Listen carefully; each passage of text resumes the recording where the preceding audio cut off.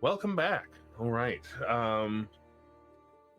Just the cacophony of the strange chanting of the Whitefire Arcanist is broken by the sound of ancient bones digging themselves out from beneath the soil. There are 4 skeletons that have emerged from within the clearing itself, and from different sides of the woods at the distant edges of the clearing, 2 strange humanoid-ish shapes floating in from some distance away. Because you were prepared for an attack at the instruction of the Whitefire Arcanist, I will turn the spotlight over to you, the players, first. Who's doing what?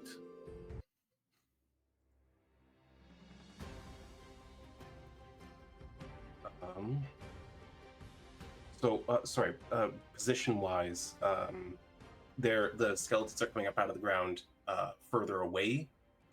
They're within close range of you. Right. I just sorry, I'm not phrasing this well. Are we closer to the Arcanist, or are they? You are closer to the Arcanist at this point.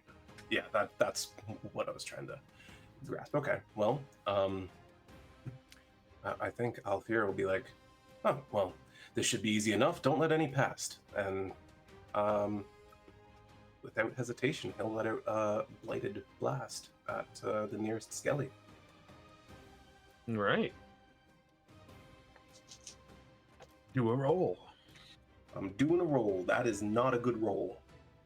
It is with presence, and I guess that's it. Do you add proficiency to that? Nope, that's just for the damage. Got it. Okay. Then in that case, that is a wonderful 7 with fear. 7 with fear. Nice. Yeah. What does missing an attack on one of these skeletons look like with fear for you?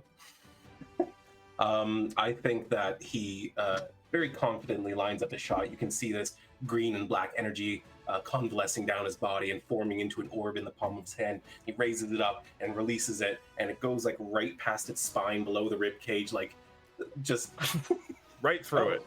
Right. Yeah. Normally I aim for the midsection, but maybe I should aim a little higher.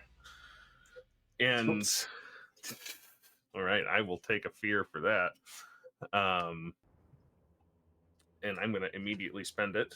But these shapes moving in the woods from some distance away pick up speed, and one zips in. I'd say runs, but as it breaks the clearing, you can see that it has no legs to speak of. It's like a humanoid head and torso that fades into sort of mist about at the waist. And then I will take that fear to keep the spotlight on me for a second, as another one does the same thing, dashing in from the other side, closing the distance. There are now 2 specters of some variety in this fray with you. Missed around the waist, just like I just did.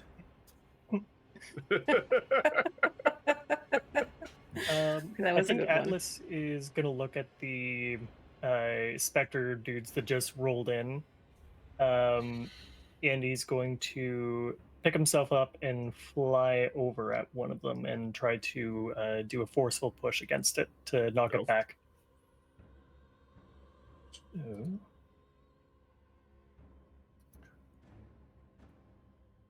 Oh god, can I remember how? There we go. 22 with hope. Ooh, 22 with hope. Yeah, absolutely, that will work. How far back does it knock it? Knocks it from... Alright, on a success, you deal damage, knock them back to close range. Okay.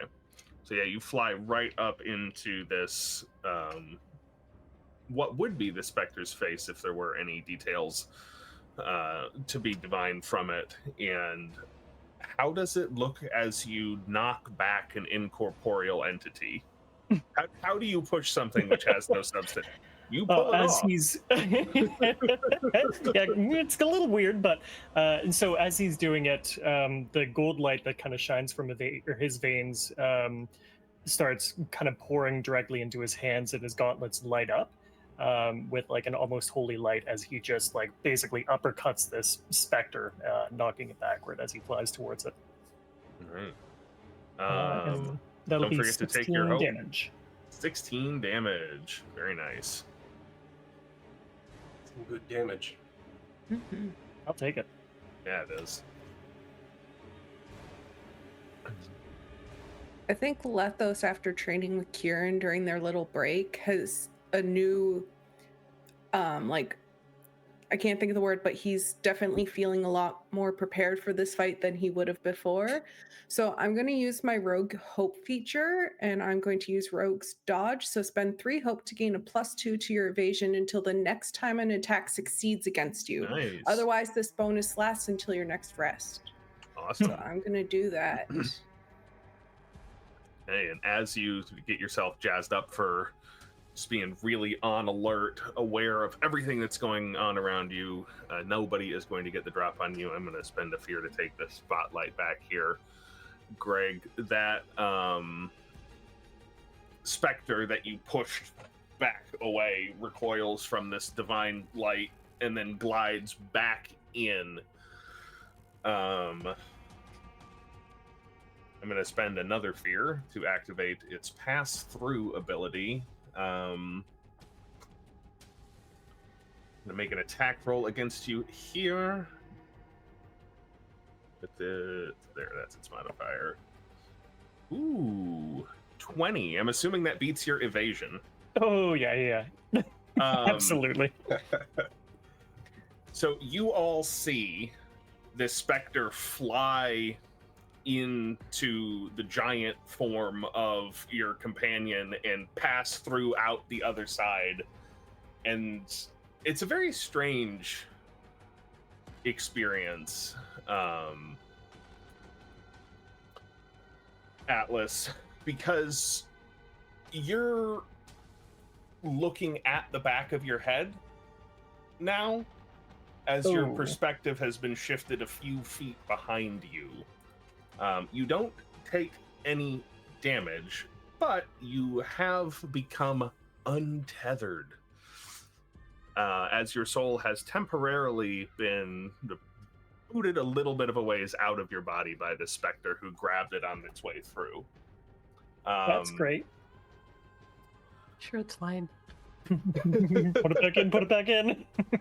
The effect of this is you cannot act again until your soul gets back where it belongs, and there are some things that will do that. You don't think you're there. Love that. But we'll pass the spotlight back to anybody that's not Atlas right now. Kieran is going to take a moment, seeing that everyone has, for the most part, they're manning their positions pretty well. He doesn't know that Atlas's soul was knocked out of his body, so he's just going to lock into these enemies in front of him. And I'm going to activate my Unstoppable class feature, which gives me some extra damage, and it allows me to not be restrained or vulnerable, and it allows me to reduce the severity of my damage threshold by 1. Nice. So I'm gonna do that. I know that Daggerheart's a bit different, so can I do that and also still attack? Does it say action next to it? Just says once per long rest. Then yeah, I would say that just happens, unless it says that it takes an action. To be like a just activate kind of thing. Yeah, and I thought I read somewhere that you don't like have action economy really in this game, but Not really. Are any of these specters like within distance of each other in front of Kieran?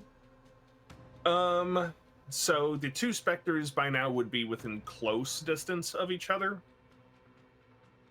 Then I'm going to go run up, and I'm going to spend a hope and use my whirlwind attack if this hits them.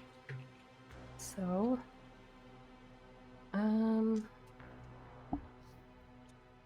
wield my great sword here.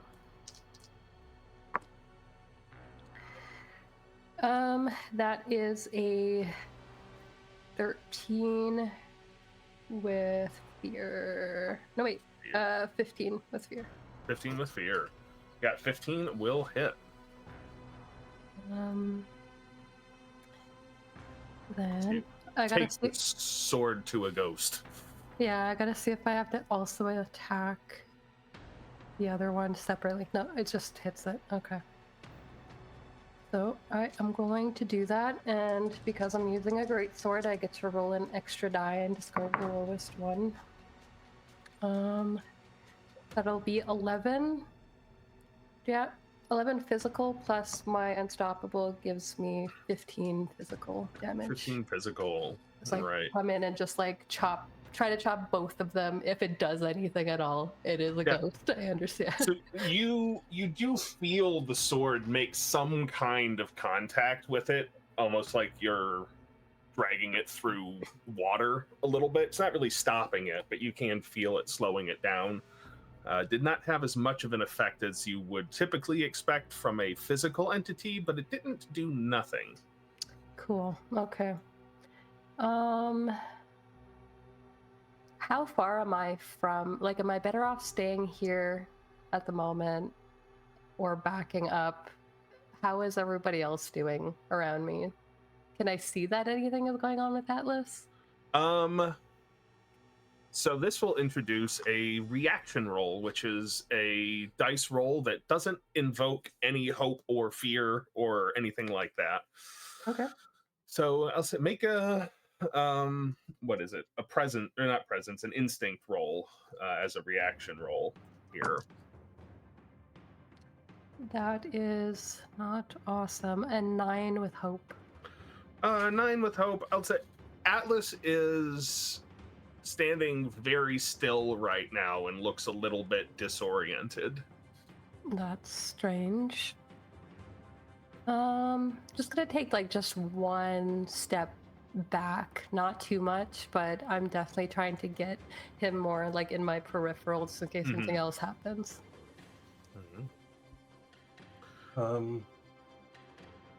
Althyr, after having missed his shot, begins muttering under his breath a little bit. The ring on his finger seems to almost unlatch it from itself, and as it slithers on his finger, you can see a single drop of blood fall from his hand to the ground. And as soon as that happens, all this green and black energy seems to flow around his body. His wings unfurl, and I am activating my Pact of the Wrathful ability, marking a stress to gain some power. And I will take another go at this skeleton that got out of the way of me before. As he draws his cutlass, he's going to fly straight at it and swing with everything he's got. That is going to be a 19 with hope. 19 will get it done. Nice. Fortunately, I think I'm already maxed out on hope, but I am indeed. Didn't you need to spend 3 of them to activate your thing? No, that's this is my subclass ability. My class ability gives me extra favor, which I'm almost maxed out on as well. So I've been stockpiling. Wild. I'm about to unleash. Duly noted. So I think I'm going to spend a couple of those favor right now, and let's see. Okay, so it's an extra D6, and my weapon is a D8. So D8 And 2d6s. Plus 1. Ooh, not a great roll. You know what? I'm going to throw one more favor in there. Why not? Nice. Okay, so that's going to be 8 plus 1, 9.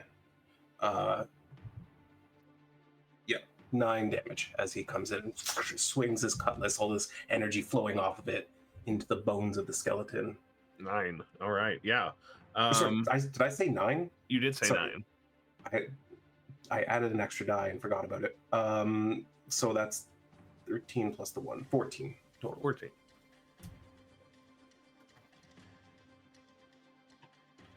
Yeah, with a swing of this cutlass now, you feel a little bit more dialed in as you just swing this in and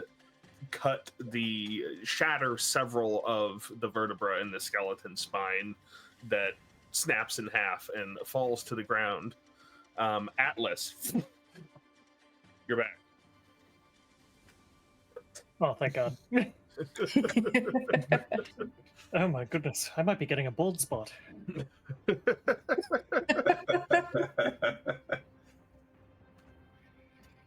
Meanwhile, the Whitefire Arcanist keeps chanting away. And just so everyone's in the know, I am now also burning 3 hope to get more favor back.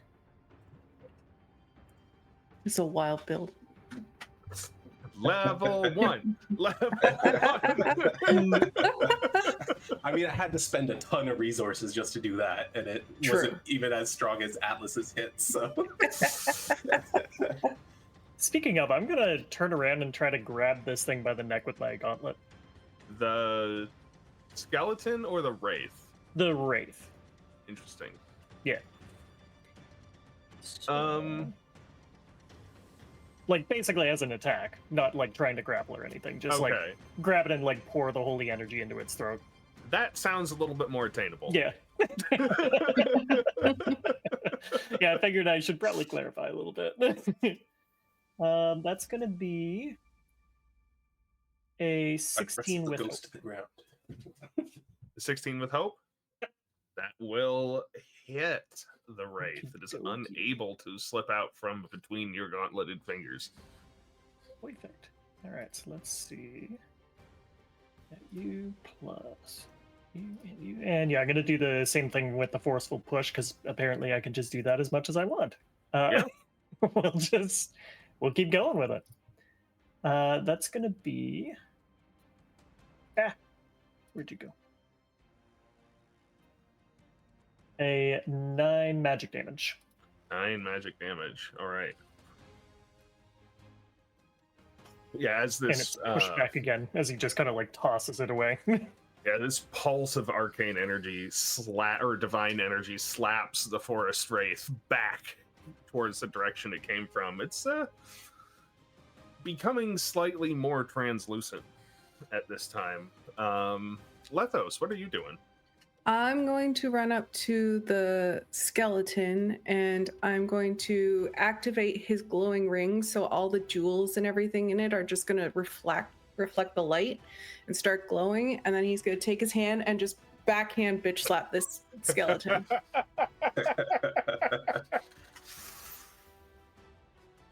That is a 13 with fear. A 13 will succeed. Perfect. 11 damage. 11 to a skeleton. Yeah. Please describe how you re-kill the skeleton with your bejeweled backhand. He just like saunters up to it so slowly, just like looking around at everything, seeing how Althyr kind of missed and everything. He's just like, come on. And just right across the head, slaps him so hard that the skeleton's head spins on its neck and then flops off. Yeah, kind of unscrews a little bit and just falls off, and then the body falls the other way. Wait, is that how heads are connected? Yes. For these ones... Okay. Good to know. I learned something today. Anatomy lessons. All right. That was with fear. Yeah, I hate to pick on you, Atlas, but you started this wraith's got a bone to pick with you.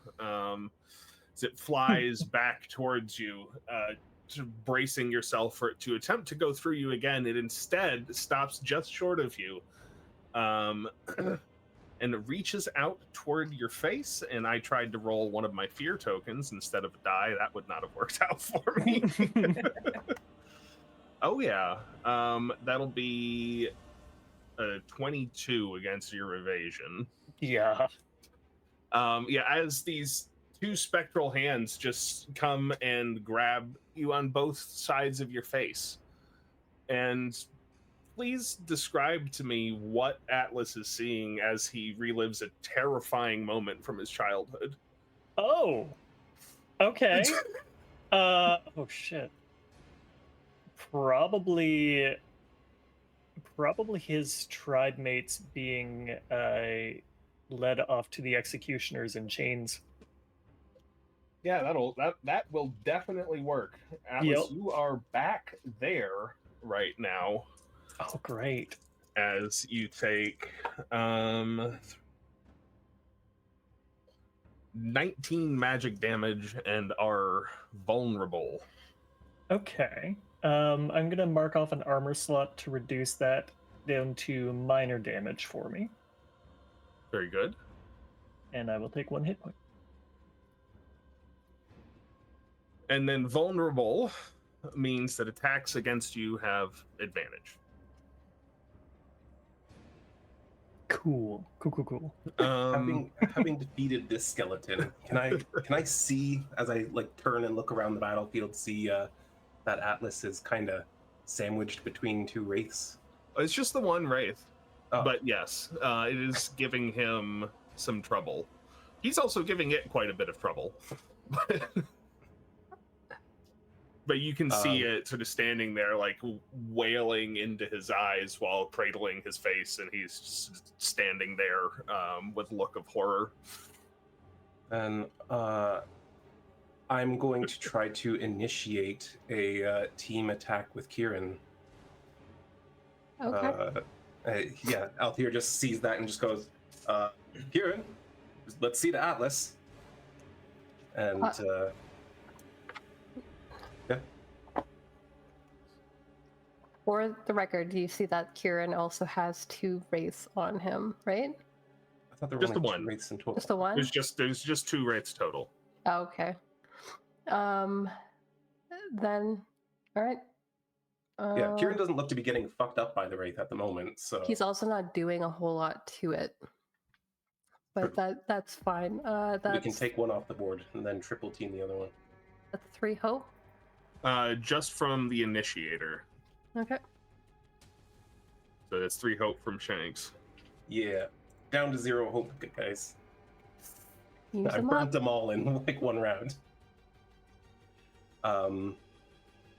Yeah, so as he calls it out, he's going to like fly kind of at a diagonal up above, and he's like gathering all this energy to throw another blighting bolt in the direction of this wraith.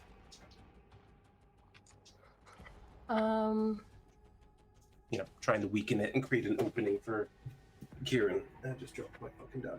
Yeah, I think Kieran will let Althyr be like a bit of a distraction with like his magic being fairly bright, and he will come up kind of beside Atlas to try to just jab his greatsword into this this wraith.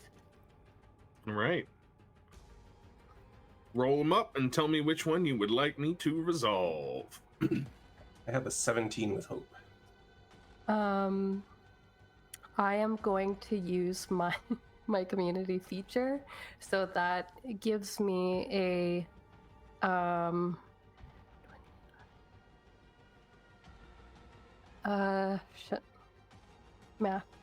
a 30 with hope.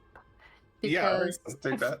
I'm going to use my community feature, which if I embody one of these principles through my current action once per long rest, I can roll a d20 as my hope die. And I'm going to be using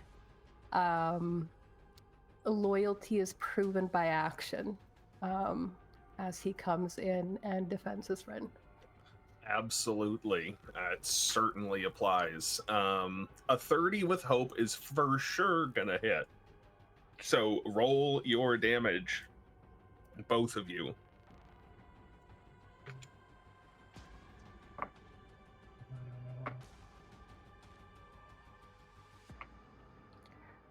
That is 11 physical damage. 11 physical. Sorry, finding my D10, which is once again something I didn't get out. Ugh, that's 3 magic damage. So 11 physical and 3 magic comes together. Yeah. So the magic is going in for a distraction on the Wraith, and Vixx, what does it look like as Kieran disperses this Wraith with its attention drawn by Althyr?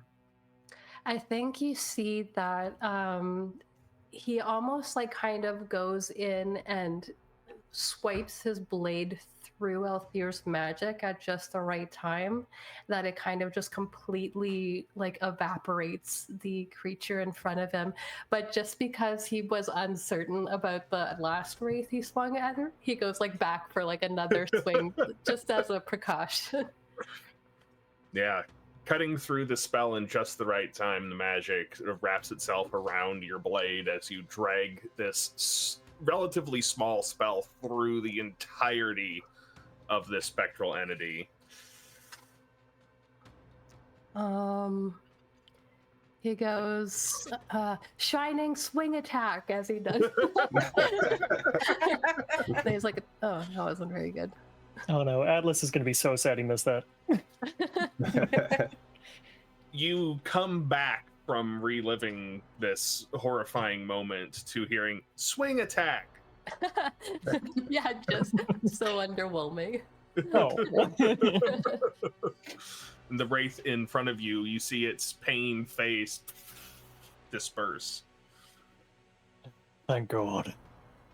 Oh, so we took it down. You took it down. Mm-hmm. There Well done, is Kieran. 1 wraith and 3 skeletons remaining. Not very good against those wraiths. Yeah. He's gonna turn his attention towards the skeletons. Who, I'm going to spend a fear to have them turn their attention towards you as they start engaging with,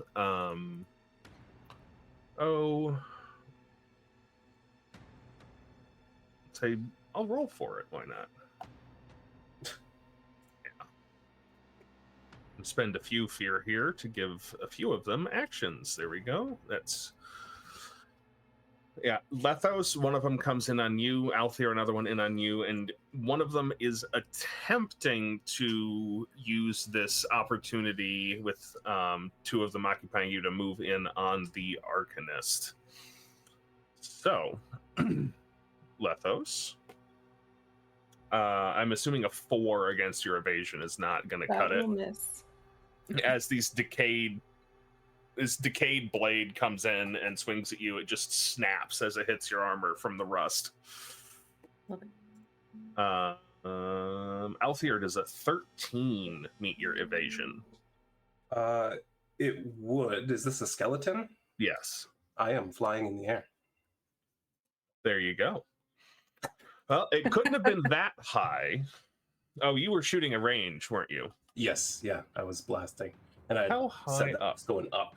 I missed that part. Well, then that one will go for Kieran then. Does a 13?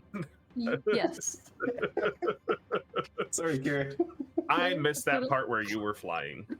That's fair. That's what I'm here for. If you want to send a wraith after me, I'll accept that. Okay. Accept your delivery. terms. Let's make all my characters fall 100 feet out of the sky. It's going to be physical damage to you. My thresholds are 11 and 21. So just 1 point, which you can reduce to none points if you would like. I am going to reduce that to none points using my unstoppable, so I don't have to spend anything. Perfect. I'm just picturing Kieran in Catholic school being taught by nuns. None points. And then one of them attempts to scratch at the Arcanist, who is hovering a few feet off of the ground, but makes contact. But if there was any effect, there's nothing visible that you can see. It has not interrupted the Arcanist's concentration. Pass it back over. I would like Lethos to run towards the one that's by the Arcanist and really focus in on that one. I can. Absolutely. Yeah, this is all happening in pretty close range. Perfect. That's a 12 with hope. 12 with hope. That will hit. Awesome. On this skeleton. 6 damage. 6 damage. Yeah, you take a swipe at the skeleton. Are you backhanding it again? I think at this point he's just going to try and like hit where pressure points would be, but he's realizing that it doesn't have like musculature, so he's just kind of hitting it on its joints to break it apart. Yeah, you take a very precise hit in at one of its arms, and somewhat to your surprise, as this would not happen on someone with musculature, it just one of them pops right off. It is still standing. You seem to have grabbed its attention. Perfect. That's what I want. I think Atlas is going to see. There's one more wraith up, right? There is one more wraith up. Okay. He's going to kind of bite down on his fear and realize that he doesn't want any of his allies to go through what he just did and just fly towards it and make another attack. Go for it. That is a... Oh, hey, that's a crit. I rolled 2 12s. Nice. There should be an extra bonus for that. Yeah. I rolled it before. I did I totally forgot about it. Oh no. It's fine. Okay. I think they died anyway. They did. How do crit work again? Start with maximum damage that you could roll. Oh god. Then roll. Okay.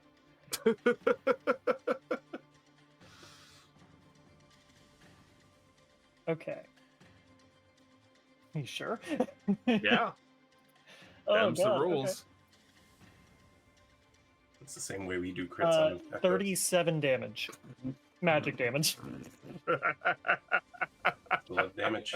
I got arcane gauntlets. I got spending a hope for my winged sentinel thing to do an extra d8, and then forceful push for an extra d6 on top of that.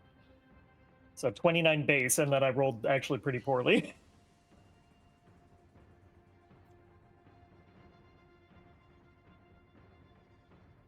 How many damage did you say? 20? 29 base, because I also have 2 strength. Okay, so plus 3. Normally the strength doubles. I don't know. The strength doesn't double, just the dice. Yeah. So normally the most HP you can do on any one hit is 3. Since you're a seraph and got a 24 on the dice, a maximum crit, and did more than double its severe damage threshold, I'm going to say this takes out its remaining hit points. So please explain to me. Okay. It had 4 left, but this feels appropriate. All right. Please explain how Atlas make sure that none of his companions have to go through what he just did. Sure. Yeah, I think, he literally just looks around and he just lets out this, like, guttural yell, flies towards this thing and, like, kind of clenches his fist together and slams it down into the ground, just yells out, "Back from where you came." Yeah, you actually see him physically force this incorporeal entity into the ground, which disperses into a cloud of mist and disincorporates as it heeds your instruction. Way to go, Atlas. Jeez. All right. Well, no better time than that to spend a fear.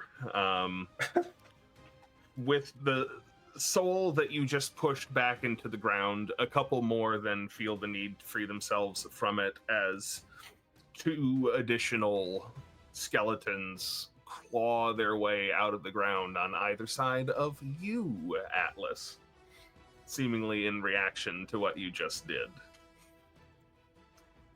So there's 2 skellies with him, 1 near the Arcanist, and that's it? There's 2 skellies with him, 1 with the Arcanist, and then 2 more. Just sort of, there's 5 now. Okay. One of them has taken a hit. It is hard to keep track of without a visual representation. Yes. I'm finding this as well. There will be maps next time. Yeah, sounds good, especially with this many enemies.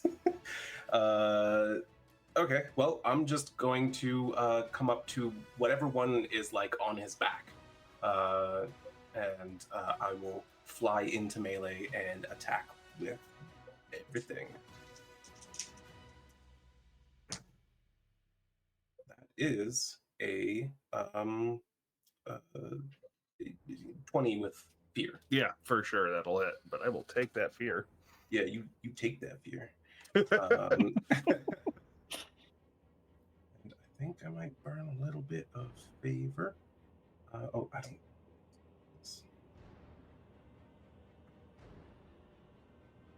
Yeah, I'm going to burn a favor to add only a 1 to it. So that's going to be 8. 8. Nice. Yeah, one of the skeletons that just clawed its way up on the ground, out of the ground. You don't let it finish as you shatter its skull before it finishes pulling itself up. Yeah, he just like kind of streaks in and like hits the ground and kind of slides a little bit on one knee as he cuts right through it. And he goes, "Don't worry, Atlas, I have your back." Right, and that was with fear. So I will then use the skeleton's feature group attack. Spend that fear point.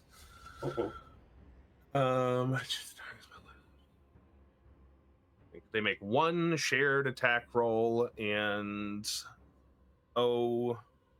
let's give that to... Let's give that to Althyr, since you just shattered one of them. Well, so a group of 4 skeletons start closing in on you, all clawing and slashing. And what does Althyr do to prevent them from successfully striking him? He's just going to try to fly out of reach. Yeah. As you see them closing in on you, you just leap off from this sort of one-kneed slide position as they all start clawing in on where you used to be. You keep that momentum going. So they just like failed outright? Yeah. Unless a 4 hits your evasion. Not at all. What kind of stuff can you do as a reaction roll? Is that just like decided by you on the fly? There will be things that say as a reaction, Okay. unless I call for it. So you'll have some of your card abilities will say as a reaction or things like that. If you wanted to take a perception test in like the middle of combat, I'd let you do that unless there was some reason. And if there's something you want to do as a reaction, pitch it to me and we'll see what we can come up with. I'm mostly like, I want to throw myself in front of these attacks if my friends are nearby. Alas. Okay, that is the skeleton's rather uneventful turn. As the chanting keeps going, you can feel there's a scent of like ozone in the air from all of the raw magic being channeled by the Arcanist now.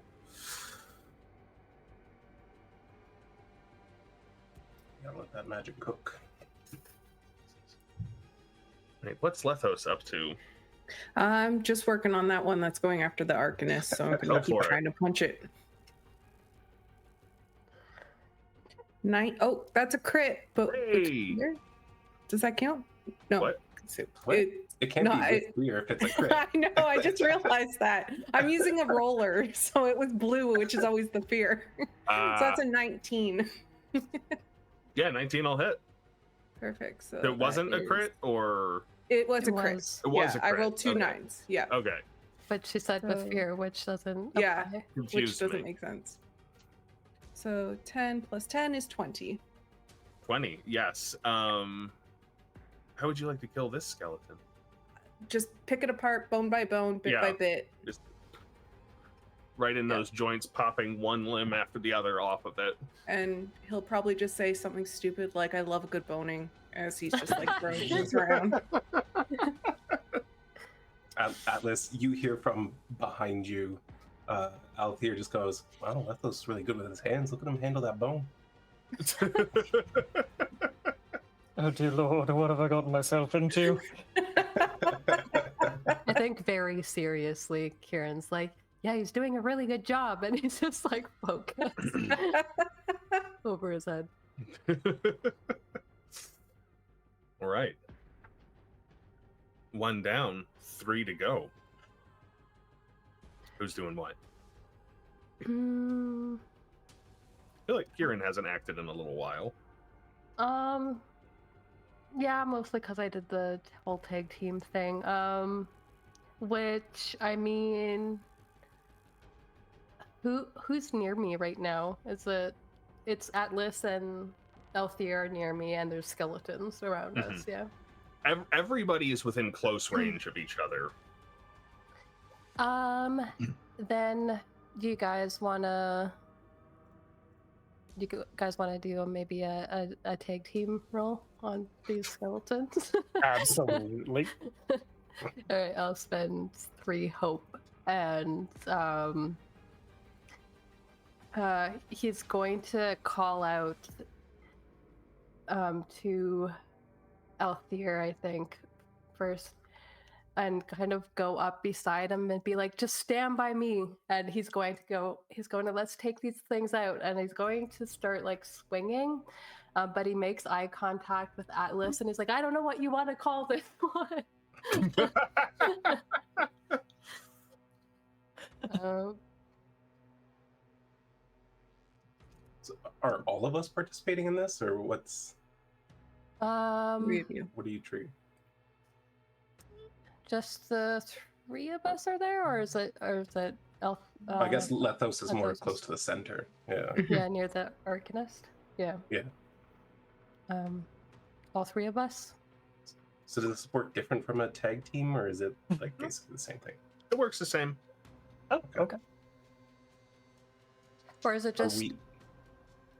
Is it just one person? Because there's also group action. So can we only do that outside of combat? Yeah, group actions are only outside of combat. Okay. I think he's going to protect Althyr and look at Atlas and initiate a team attack with him. Yeah. Okay. 1 other PC. And that is a 14 with hope for me. I got a 12 with hope. So probably go with the 14. Probably. Yeah, that will hit the skeletons. Good. All right. Let me make sure I understood this. Were you trying to team up on one or multiples, or what's the plan here? If there's 2 that are near each other, I'm going to use my whirlwind. I'll spend another hope for that. Yep, there absolutely are. That is a much better die roll. That's 15 physical damage. Very nice. And Atlas, some damage, please. Yeah, 20 magic. I rolled fucking well, dude. Okay. You definitely earned the right to name this attack. Yeah. How this is definitely going to be enough to take out 2 skeletons. What does this tag team action look like here? Ooh, okay. Hear me out. He's gonna pick up both of them by their spines, throw them into you while you're doing your whirlwind attack, and just watch you see like bisect them. Oh yeah. Mm-hmm. Yeah. What does your magic look like? At this point, it's just like his gauntlets are just lit up and just coursing with like golden energy as he kind of like crushes their spines a little bit so they can't move out of the way. I think he goes. He strikes at them and he's like, "Whirlwind crush!" And he like looks at you for like approval. I think you're naming them from now on. That was really, really good. And you hear from the center of the circle, "Now that's what I'm talking about!" As with one last sort of followed briefly by one last crescendo of arcane utterances and this strange like screeching warbling sound that the Arcanist was making, a complete silence suddenly overtakes the clearing here as a silent explosion of arcane energy ushers forth out of the keystone, knocking the one remaining skeleton to bones. And if you look down, you can see there were a few more that were trying to claw their way out of the ground, now reduced to constituent pieces as the Arcanist and the keystone fall about 5 feet, the keystone burying itself a couple inches in the soft forest soil. Okay. At that exact same moment, Althyr also lands with his blade down exactly where the skeleton was standing and just buries it in the ground. He's like, fuck. That was going to be so cool. I had a cool name picked out and everything. Oh. Sorry. Next time. Ooh. All right. Good job. You good, dear? You look at her. She looks a little bit older than she did before this started. You fought hard. Not surprised. King keeps good company. Glad you were here. I think it's pretty rough by myself. Althyr kind of shoots over towards her, sheathing his cutlass along the way, and kind of gets up underneath her, seeing her slumping, and just kind of gives her his shoulder to lean on. Thanks. Thank All you. right.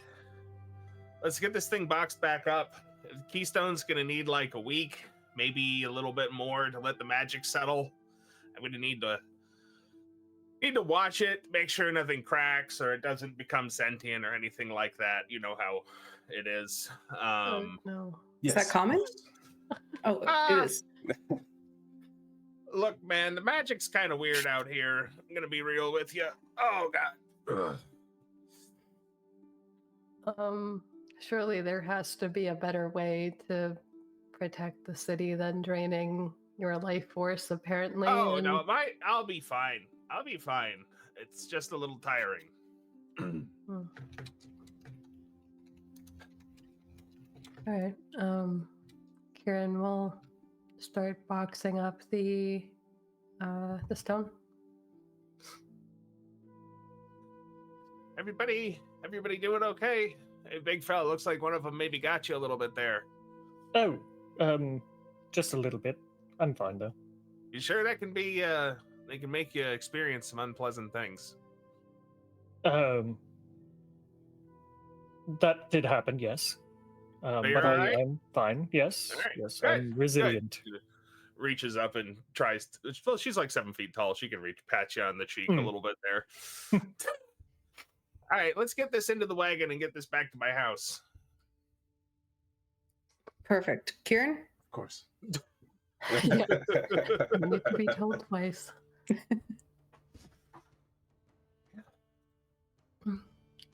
I'll do the driving again. I think Atlas will walk beside. How does the trip back to the Whitefire Arcanist's hanging abode go? I would like to discuss with the Arcanist a little bit on the way back. You have very interesting magic. All right. It's unlike anything I've ever studied, and I've been around a lot of magic in my day. You don't spend that much time in the woods, do you? Well, you'd be surprised. If you've never seen magic like this before, it's not enough. Perhaps I need to go deeper. Well, if you're looking to stick around while we wait for the magic to settle, I have some things that could occupy your time. That would be very much appreciated. If there's anything you can teach me or anything you could allow me the use of that would enhance my arcane workings, I would be very grateful, as would His Majesty. Well, we'll see about teaching. I find the best teacher to be experience. Checks to see she's got a little bit of a nosebleed, and there's a spire to the west of here. Yeah, maybe a few hours walk. I felt it during the ritual. The power was strange. The light felt weaker than it should be. There's a number of arcane points, confluences in the wood. There's a spire at one of them, and I fear there may be something wrong with the spire keeper. The light feeling is dimmed as it was. It's not gone, so I guess that's good, but I don't think good things will happen if that gets extinguished. But if you've got some free time, it might be worth checking in on. I don't really feel much up to making the trek, at least not until I'm done supervising the keystone, at the very least. Very well. I think that my entourage and I would be happy to look into this spire. Yeah, absolutely. Well, when you're ready, I'll share my map with you if you want to get back to town or anything first. Like I said, you're going to have at least a week. It's not a hair on fire importance level of mission, so no need to go running off right now unless you're bored. Oh, a little, but I suspect Fights, that race, and skeletons, and is bored afterwards. Look at this guy. As fun as that was, it was a little anticlimactic. Speak for yourself. Either way, it's good to have heroes in the Sablewood again. Yes, we are all heroes. What's that supposed to mean? Oh, nothing. Just being modest. Right. Are they speaking inside the wagon area? Okay. Yeah. So it's just Kieran and Atlas that are like outside of the wagon? And you could be aware of this conversation. It's not... I actually want to talk to Atlas, but I wouldn't say anything if she was sitting like right next to Kieran. Okay. I think while they're talking about that, it's quiet for a while. Like Kieran's kind of stoic a lot of the time, unless Althyr's talking his ear off. He looks over at Atlas and looks very curious, and he goes, "So, what kind of unpleasant things did you experience?" Oh, just a small thing when I was younger. Not of any import. truly. Just my people being led off to slaughter. I think Kieran goes through a lot of different emotions on his face. And it settles on like disturbed, probably. And he goes, "Did you just not care about your people? Why that's not considered a big thing? Or you're just over it?" It certainly wasn't that. I'm trying to be strong, okay? Oh, Oh Kieran's god. gonna hold out his hand onto his shoulder. And he just very awkwardly, like, yeah, they're there. I think that's enough for Kieran to drop the situation altogether. Atlas would look over and just be like, it was long ago. It's not like nothing good came out of it. It's how I got my wings. But if I could trade them for having my people around, I would in a moment. Wait, your god did that? My god broke the chains that wrapped around me and allowed me to free myself and take vengeance on those who had enslaved and killed my people.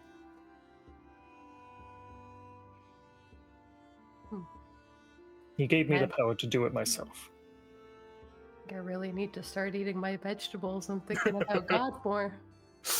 Oh god, I still feel bad about that. Could Lethos have been eavesdropping on this conversation? I'll even roll for it if I need to. Were y'all trying to be like surreptitious about this? I would say when he ugly cried, it would have been friggin' loud. Yeah, and Kieran would have been like, "Oh no." I feel like And Althyr's Lethos just in the carriage, like, is that a mule bat?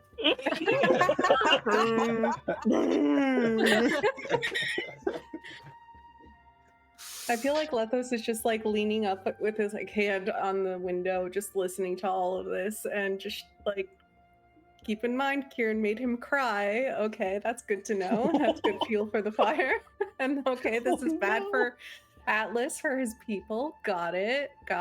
And then he's just can't remember what the last thing you said was, and it was what I was going to reply to, but essentially he's just like sticking his head out the window and just commenting on you guys talking. He's just like, maybe keep it down a little, and yes, you did lie to that kid. Don't forget about it.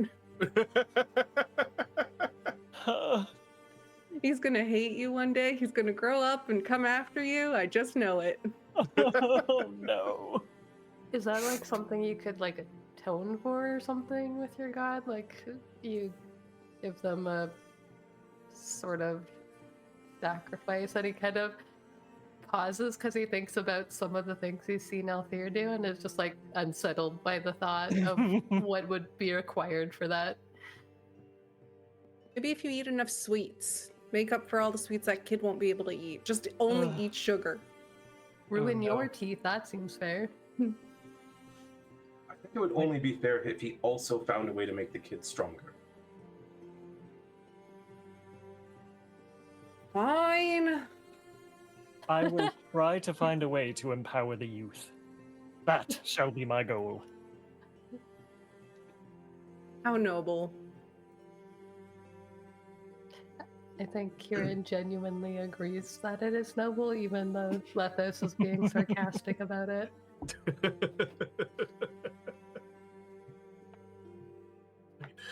After about half an hour of trundling through the woods in the wagon, you arrive back at the Whitefire Arcanist's home, which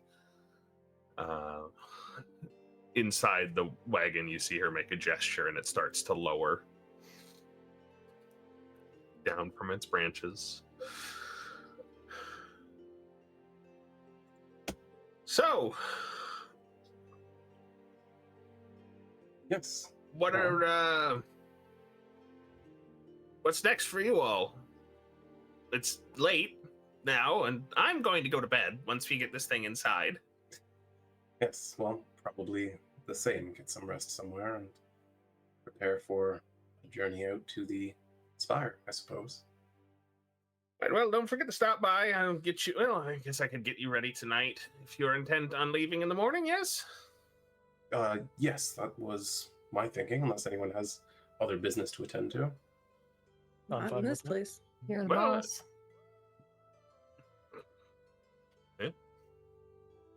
All right. Well, yeah. So as you arrive, get situated, she'll offer you the opportunity to spend the night there if you want. She doesn't have extra beds, but she's like, you can lay down on the floor or something, chair. Better than outside. Look, I don't have visitors a lot.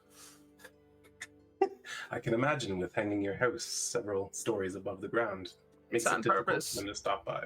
It's on purpose. Are you only offering out of obligation? Do you not want us to stay here? Oh, honey, we are not in hush. That wasn't a no or a yes. Yeah, that you didn't answer my question. The obligation doesn't apply out here. I see.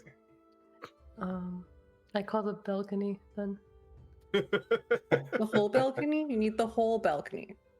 I mean, if you would like to share, Lethos, I would like to share with you. Thanks for Okay. asking. I'm very good at sharing.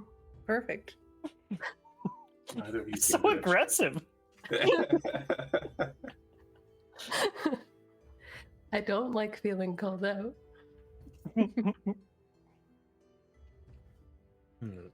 I'll lie down on the floor wherever there is space for me. Yeah, take your pick. Althyr will he'll spend a little bit of time trying to understand the magic resonating off the keystone. But other than that, he'll like not an all night thing, just I'm interested, I'm curious about all this new magic, and then he will find a comfortable spot and get some rest.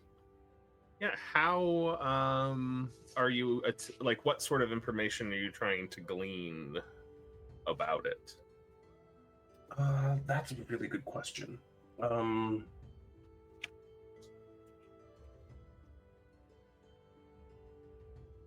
guess the nature of the effect it will have on the outer walls. And are you trying to suss this out through some sort of like academic study of it, or are you like trying to pick up a vibe, or? I think what I'm going to try to do is use my patron's sphere of influence of magic. Okay. And basically it's, hey, this is something that both of us can learn and grow from. So let's pick apart this magic and understand it. Okay, since you're doing that, make a presence test since you're spending points for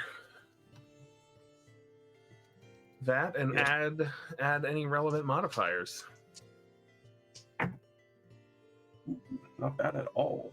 That will be a 19 with hope. 19 with hope.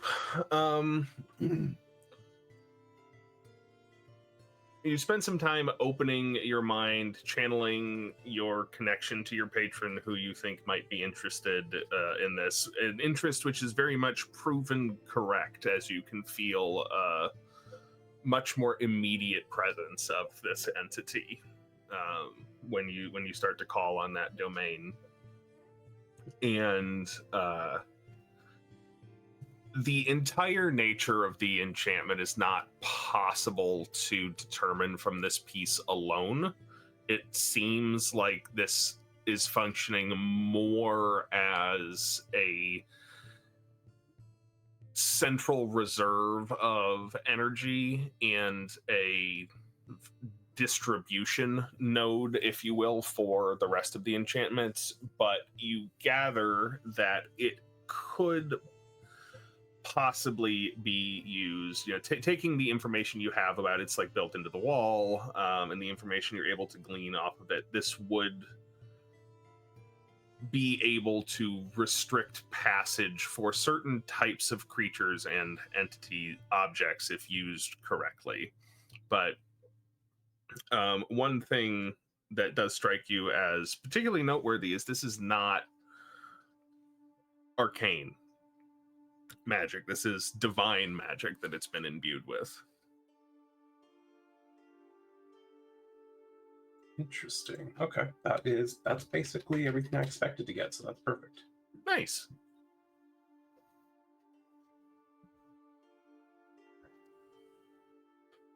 Right. Any thing else anybody would like to do this evening?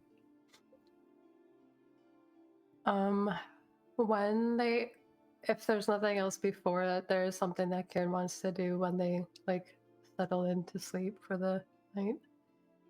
I think just before that, Lethos will want to make sure that the Arcanist is comfortable and okay to go to bed and get her water or tea or anything she may need. He tends to dote on her for some reason,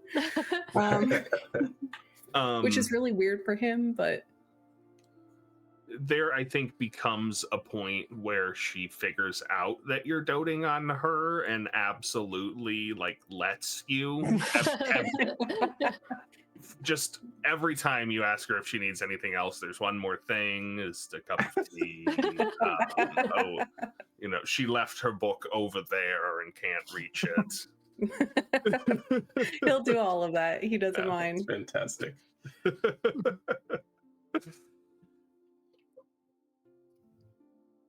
right. Sounds like Vixx, you're up. When they're getting ready for bed, Kieran is going to, he lays out a bedroll, and he sets himself up in the spot opposite to that, so that it's clearly clear for Lethos to take. And he's pulling out a blanket that's kind of tattered, well used. Obviously it's something that he uses a lot while traveling, but then he pulls out one that is it's blue, and it's sort of embroidered and looks a lot more well kept, and it was kind of folded neatly. And I think he kind of drapes it over Lethos whenever Lethos settles in there. And when he does so, he's standing at the end of your bedroll, and he goes, "I'm probably gonna get cold out here. Also, sorry for getting defensive earlier. I was just messing around." Lethos is gonna prop his head lying down, just looking at him for the conversation, be like, "Don't think it got under my skin. You're good. It's fine. No need to apologize." Let's see. I don't always know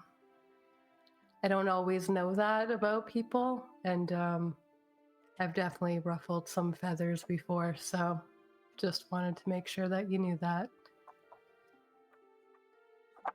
Also, you've been doing a really good job at taking care of the person that we're here to do a job for, so I respect that.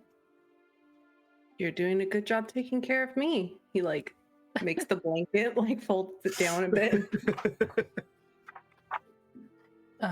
He just kind of nods.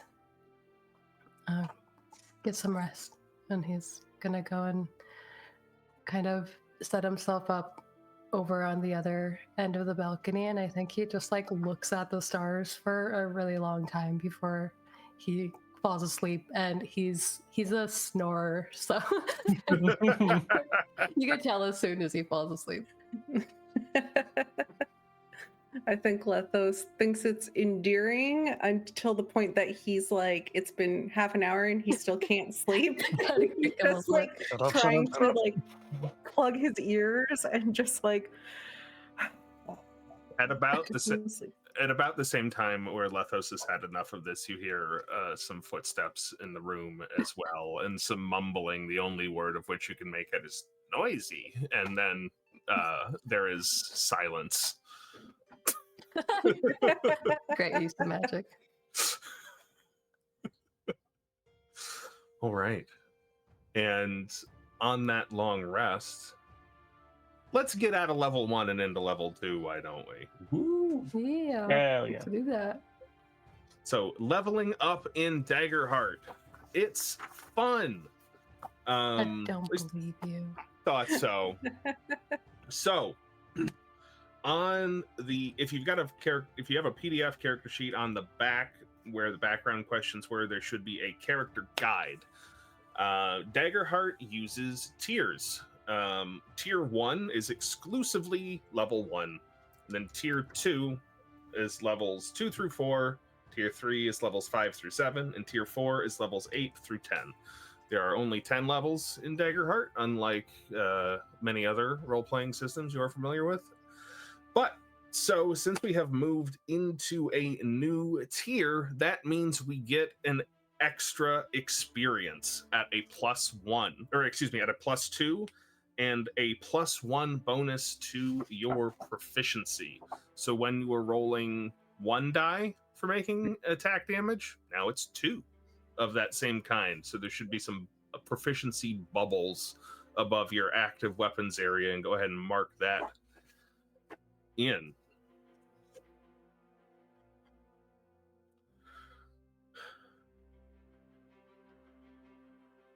And there's also some other stuff to pick, but since everybody gets an experience, let's go ahead, I think maybe do those first. Oh, tough call.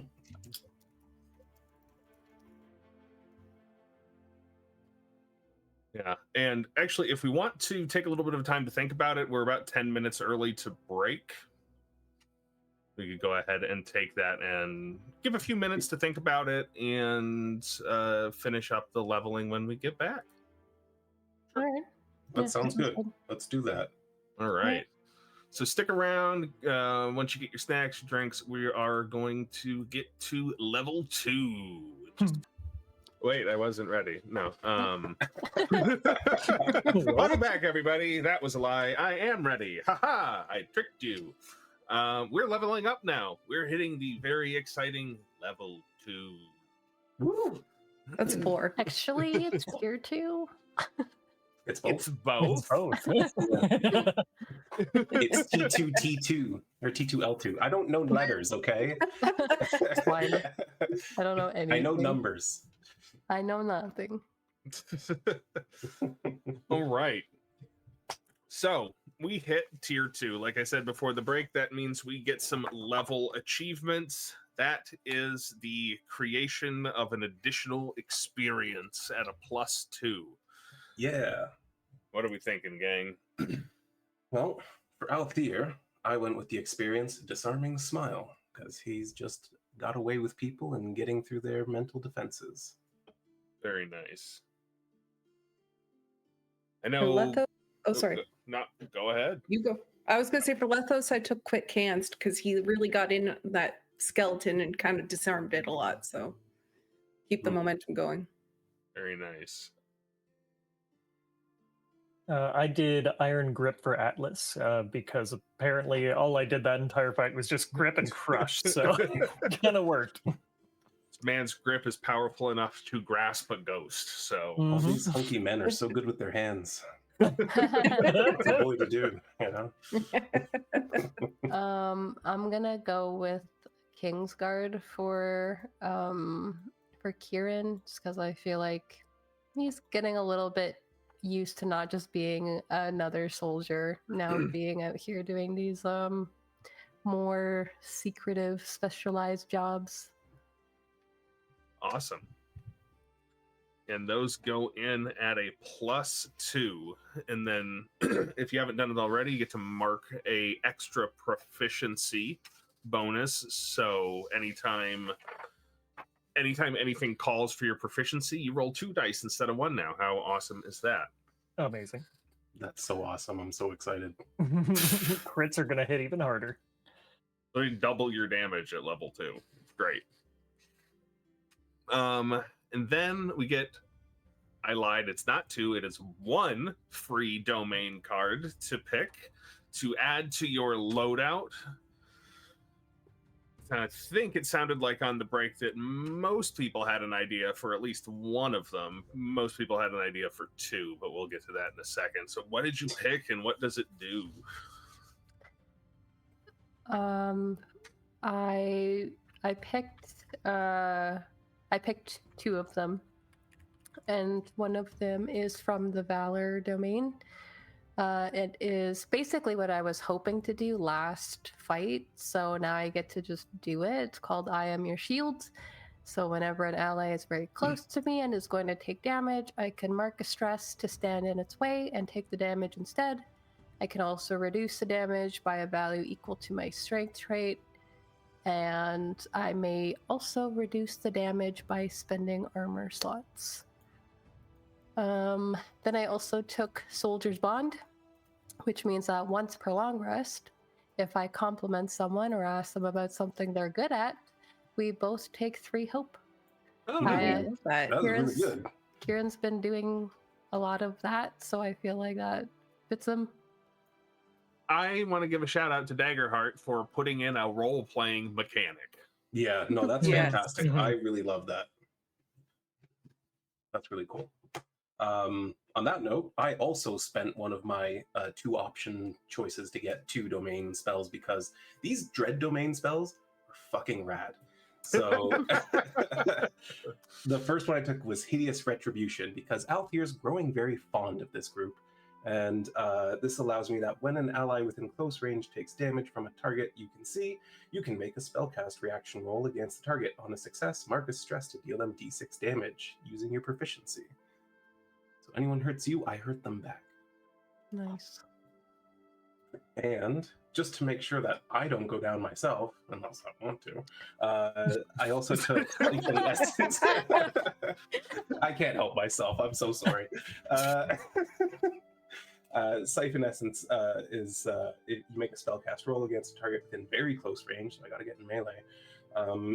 And on a success, once per long rest, the target takes d20 magic damage using a proficiency. You clear a number of hit points equal to the number of hit points the target marked from this attack. On a success with fear, you gain a +1 bonus to your proficiency for this attack. So even if it goes poorly, I just do more damage. I love it. Am I seeing some synergy here, though, that if I take the hit for you with my I Am Your Shield thing, then you I get will it also deal damage to them back. Nice. Yep. Because I almost took something that would allow me to deal damage as a reaction as well, but I think I like this better. That rocks how well That's that fun. works together. Yeah, really good synergy. I also did the 2 cards.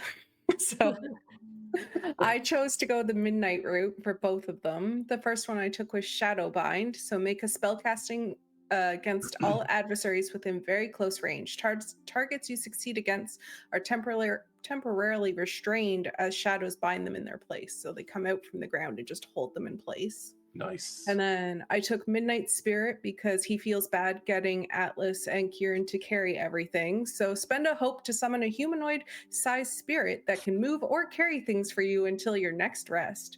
You can also send it to attack an adversary. When you do, make a spellcast roll against the target within very far range. On a success, the spirit moves into melee range of the target.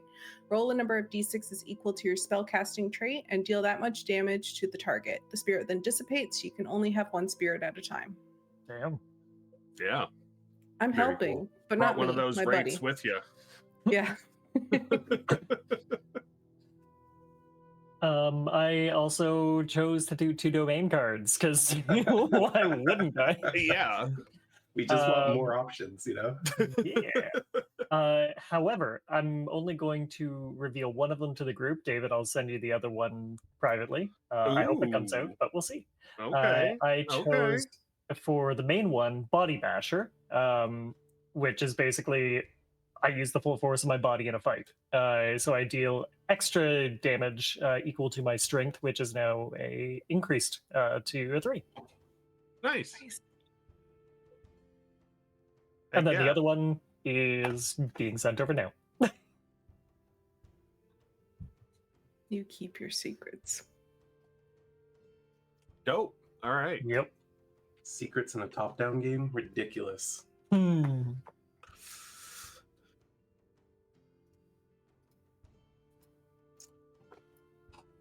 I was reading that one earlier, Greg. I'm glad you took that. It's pretty fun, yeah. It kind of fits with Atlas too. It does. It does. So you may have heard them alluding to, I chose to pick a second card. Every time you level up, Daggerheart also affords you a number of options from which you can pick any combination of 2. They're gaining a +1 bonus to some of your character traits, like your agility, intelligence, things like that. Permanently gaining a hit point, permanently gaining more stress slots, permanently gaining a +1 bonus to 2 experiences, or permanently gaining a +1 bonus to your evasion. All good things to pick, but not as much fun as more spells and abilities. But what did you all pick for your other one? I increased my strength and my presence by 1. But you could increase 2? Yep. Oh, that's 2. Oh, dang. Yep. I only increased As soon as I saw that, I'm like, oh, I gotta do this. It's pretty good. Yeah. You know what? Like, I'm sorry, evasion. I'm gonna keep mine. I'll do knowledge as well because like I do like instinct, but I think Lethos has good instinct as well. No, I don't. Not at all. I thought you did. Never mind. I have a 0. Then I don't know. I like both.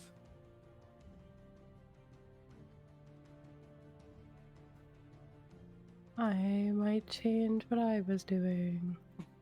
I'm sorry, I messed everything up. I'm so glad to know it's 2 because I only gave myself 1. So that's fantastic. You're entitled to 50% more or 100% more. Yeah. Well, anyway, I did presence because obviously it's my main stat, and I'm gonna go either instinct or knowledge, but I'm not quite sure which yet. Right. I did not go that route. I chose to give myself an extra stress because I roll like crap, and I have a feature as an Infernus where I can turn fear into hope if I mark stress. So let's hope that helps. Right, now I need to look something up here.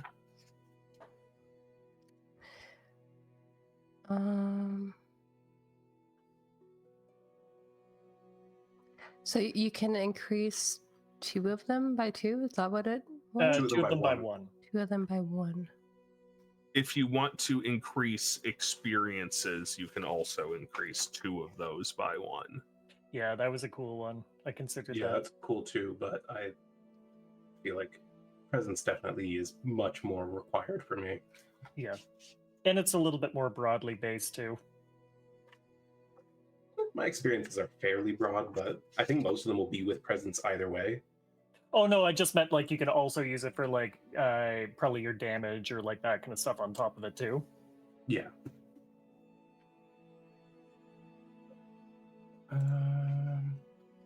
Well, if everyone else has low instinct as well, then I think I might do instinct for now, and I'll do knowledge later on. I have a +1 to instinct.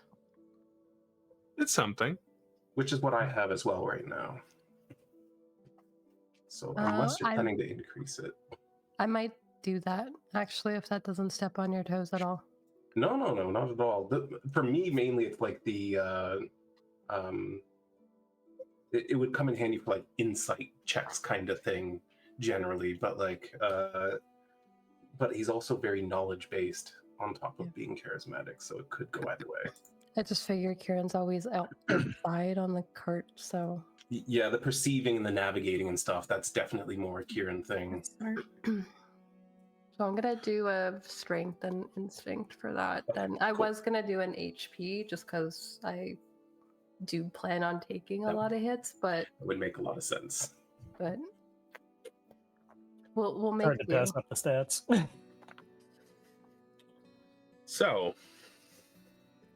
a couple of Daggerheart notes. I don't think anybody here is going to run into it for a little while, but when you take these new domain cards, they get added to your loadout, which is what they call your effects that are currently active. And you can have up to 5 things in your loadout at any one time, skills, actions available at the ready to you. I don't think anyone has 5 domain cards yet, so we're not running into that, but just something to keep in mind. Yeah, the dogfighting ring really is kicking up tonight. But yeah, no, I don't think it's even possible to have 5 at this point. But not at this point. But something to keep in mind. You may see some of the cards have a little circle with a number and a lightning bolt in it. That number is the recall cost of the card, and you can swap stuff out in your loadout at a short rest or a long rest, whatever you want for free. But if you're in the middle of combat and say, Hideous Retribution would be the spell for right now, but I don't have it, you can spend 2 stress, because it's got a 2 on the card, to immediately swap it with something else in your loadout to be able to use it. So that's what those numbers are for.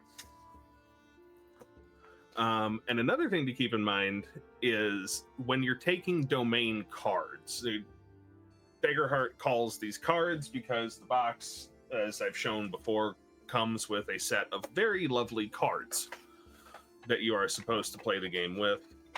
And there is 1 copy of every domain ability in this box. So if you share a domain with somebody, you can't have the same ability as them, because there's only 1 card to go around. So if there were 2 people with the Dread domain, only one of them could take Hideous Retribution. You need to work out who gets it if 2 people want the same thing. Yeah, so it encourages you to kind of lean towards the other half of your build. Mm-hmm. Oh, so that would be like me and Kieran with the bare bones ability. Mm-hmm. Gotcha. Okay. The rules as written, only one of you should have that. I think it's designed. My interpretation of that design is to sort of make characters feel different from each other with a limited number of player options. Yeah. Makes sense. We'll see how it plays, but that's level 2. Cool. Well, I'm ready to go. All right. Yep. Back into the Sablewood, we zoom in on the Whitefire Arcanist's house, hanging from the limbs of one of the ancient Sablewood trees by a rope bigger around than Atlas's arm. You're awoken in the morning to the smell of... If I may. Oh, yeah. Before the sun comes up, as part of his trance, Althyr just kind of wanders out onto the balcony, his eyes rolled into the back of his head. He's doing that low guttural uttering, and as he walks out, he just extends his hand over the balcony, and his ring bites into his finger, and a couple drops of blood fall all the way down to the forest floor below. He doesn't, whether or not Kieran or Lethos see him or acknowledge him at all, he doesn't seem to notice you, and just kind of eventually turns around, heads back inside, and gets back into his blanket.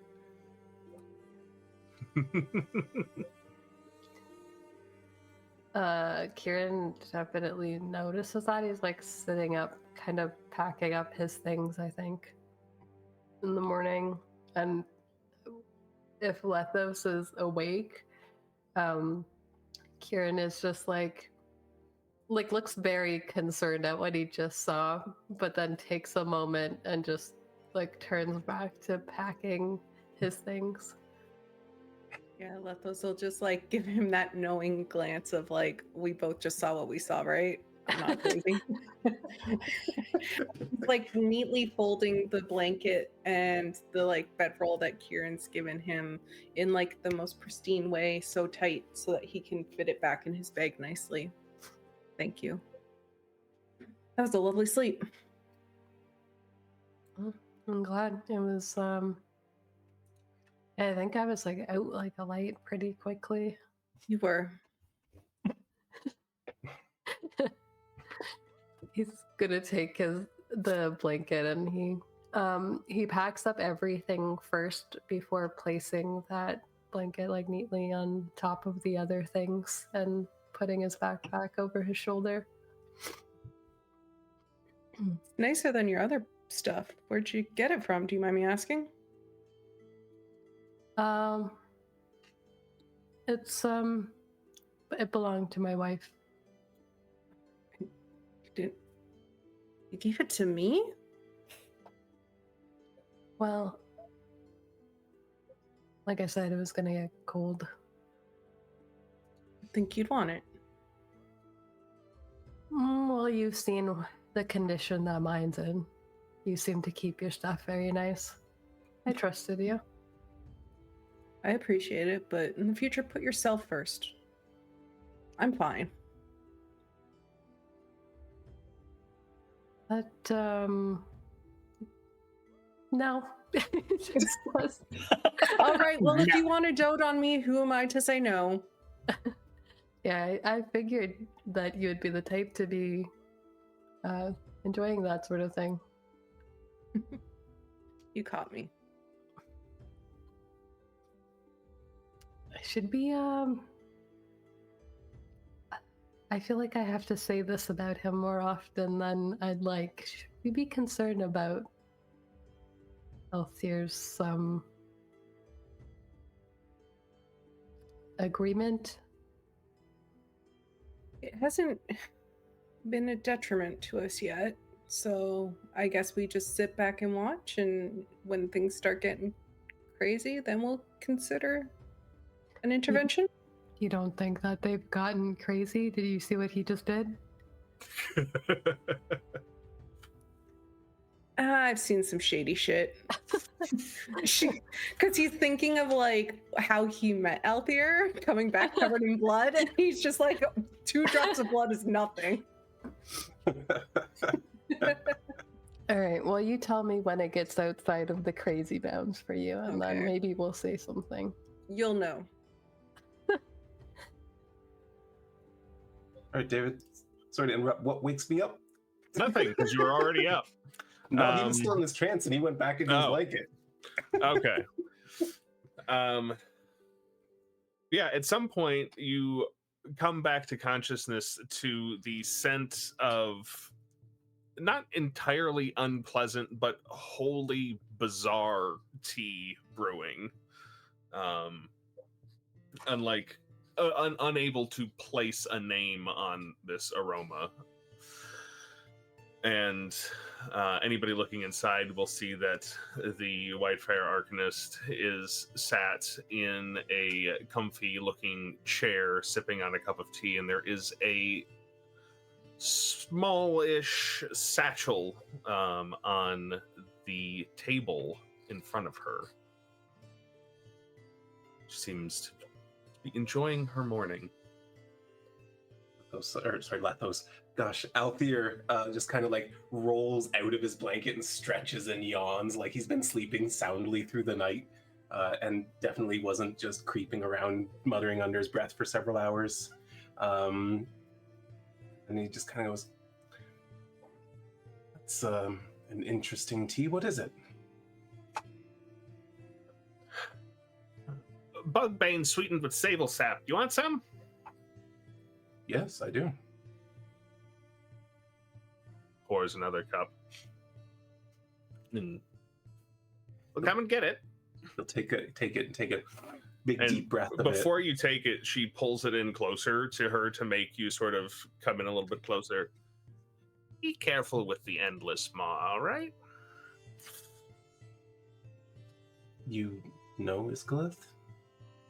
No is a strong word.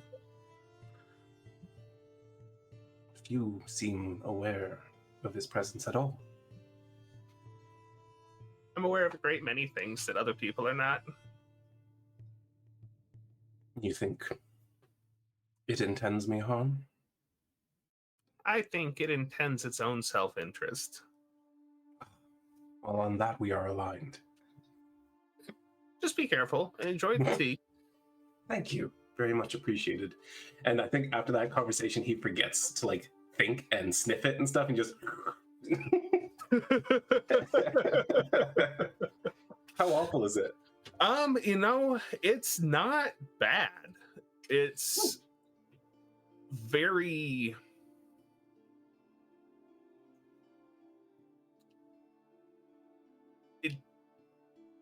It's definitely a plant. You're definitely tasting a plant. Which one? Hard to say. Fair enough. Well, if it has no like effects on him at all, then It's pleasant. It's warm. Yeah. It's a little bit sweet. Slightly vegetal. Fair enough. Well, he'll enjoy it then. I have no reason to be concerned. And he'll kind of very slowly get his stuff together. Not a morning person, not used to packing up his own stuff, really. He's gotten used to life in the castle. So, yeah, just kind of very gradually. He's like kicking his blanket up into a pile. Is Atlas up? Yeah, I was going to say, he would look over and see you kicking that and be like, oh, no. That's not how you do that. What do you mean? If you'll allow me. By all means. He comes over and rolls your bed up, and you could probably kill a person with how tightly rolled it is. It's like a solid steel bar when he's done with it, and tiny compared to what it was. I think as soon as you start like rolling it super tightly like that, I think he just kind of sits in a chair and crosses his legs and watches.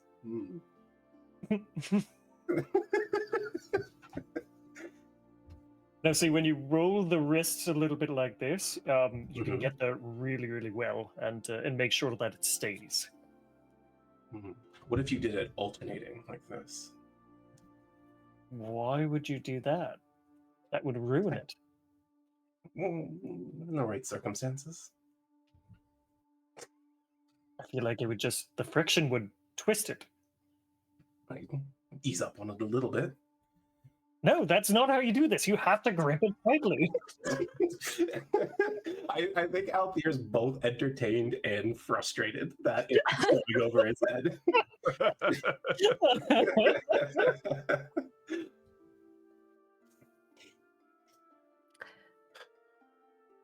What we just had is considered a long rest, right? If you would like to repair your armor and heal up, it certainly can be considered one. Yeah, I assumed it was a long rest if we were sleeping, so I already did my things. Yeah, actually, we haven't long rested yet, have we? No, we did a short rest before. Yeah, that's a new game mechanic thing we can cover. Long rest, page 105. I'm asking because I read that one of the work on a projects that you can do, now this is a short-term game, so I understand if this will not apply. One of the things you can do when you work on a project is improve your weapon, and we just got access to tier 2 weapons. Yes, we did. So I was thinking that one of the things that I could do is work on like sharpening my greatsword. Don't know how many long rests that'll take, but thought I would throw that out there, and then I'm gonna tend to all my wounds. Absolutely. I will certainly say that will count as one tick towards whatever project timeline we establish. Nice. I think I might do the same then. All right. I already made my choices, unfortunately.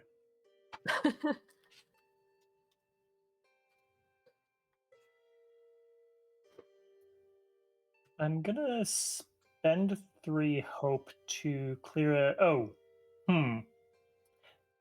Question on the wording on this one. Yes. So my Seraph feature says spend 3 hope to clear a hit point on an ally within close range. Would I be able to do that on myself, or it has to be somebody? It would have to be somebody else, I assume, with ally. And it does say, I would interpret that to be another creature. Yeah. Okay. Good question. That's fine. Yeah, by definition, you are not your ally. Yeah. All right. That's fine. Unless. I will leave a hit point damaged on myself and fix my armor instead, and work on a project. Yeah. And so for anybody keeping track at home, long rests are different here. You get to choose 2 of the following unless you're an elf or partially elf. You can tend to all of your wounds. You can clear all of your stress. You can repair all of your armor. You can prepare with yourself or someone else, which gets you more hope. Or you can work on a project. Differs from a short rest in that it's tending to all of your wounds or stress or armor instead of rolling for how much. Then if you're an elf or have the right part of elf blood in you, then you can get a 3rd thing. Yeah, I get 3, but I also need to basically pay homage to my patron every night, or in every long rest. I won't always have to, but it's One usually better day. to. For Lethos, I think he's just gonna has a ritual of putting all his jewelry on and everything like that, and that's how he's preparing for the day. I don't have stress or wounds, and I don't have to do my vision armor, so I mean that might work on a project. Maybe I'm just trying to see if Althyr left anything out that I can snoopily read while he's meditating. He doesn't have any of his documentation here, unfortunately. I don't care. If you're reading a novel, I want to know what novel you're reading. If you like what color your underwear is, I don't care. I'm nosy. Well then, to answer your questions, he has about 11 pairs of underwear with him, all in varying sizes, the largest one being still quite small. And the book he's reading is a sheer satin. Yeah, exactly. Yeah, and the book he's reading is definitely a male-on-male romance novel. Love it. Lyrics, Last Temptation.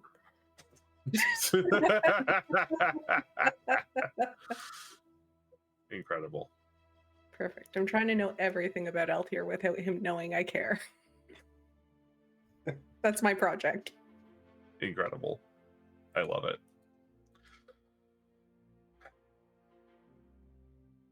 So, you'll be leaving soon then? Yes, I believe that is the plan.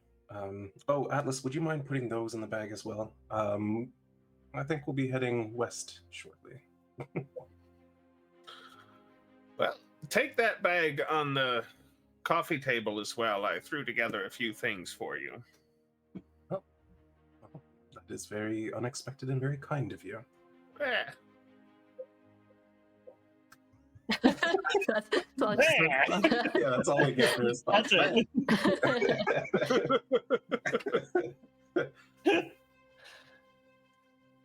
Well, we shall return to you shortly then, hopefully with assurance that your spire is intact.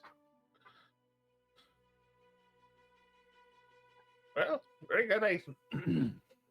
She waves a gesture with her hand, and you can feel the elevator start going. Before we go, this spire that we're going to check out is, would it be faster for us to take the wagon or to walk? Is it heavily wooded? Oh, you're definitely going to want to walk.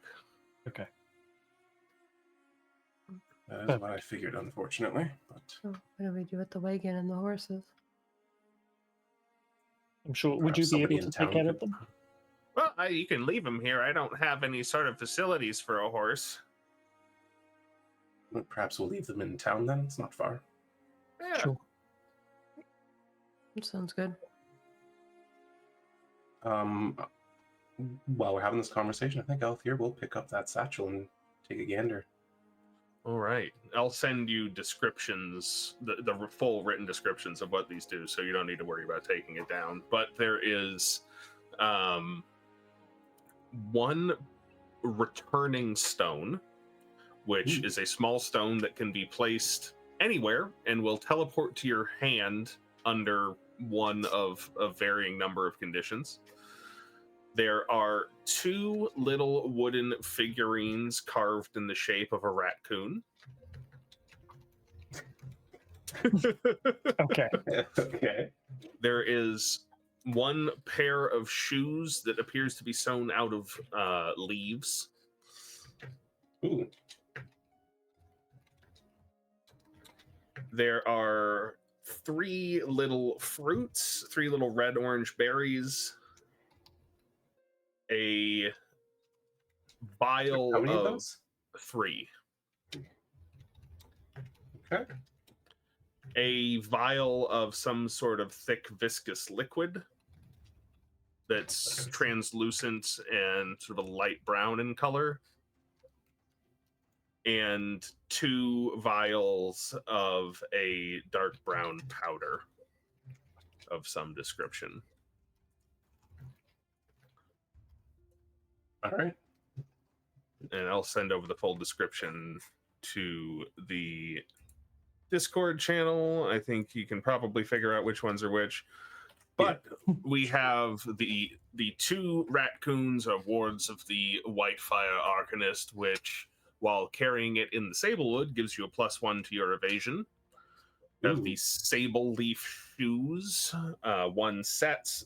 Wearing them lets you spend hope to get advantage on agility rolls. Ooh. A Bugbane berry, 3 of those.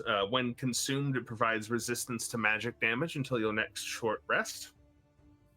The brown liquid is sable sap. Sap from the sablewood tree can be consumed once per long rest. When you have a calm moment to consume it, you may clear 2 stress.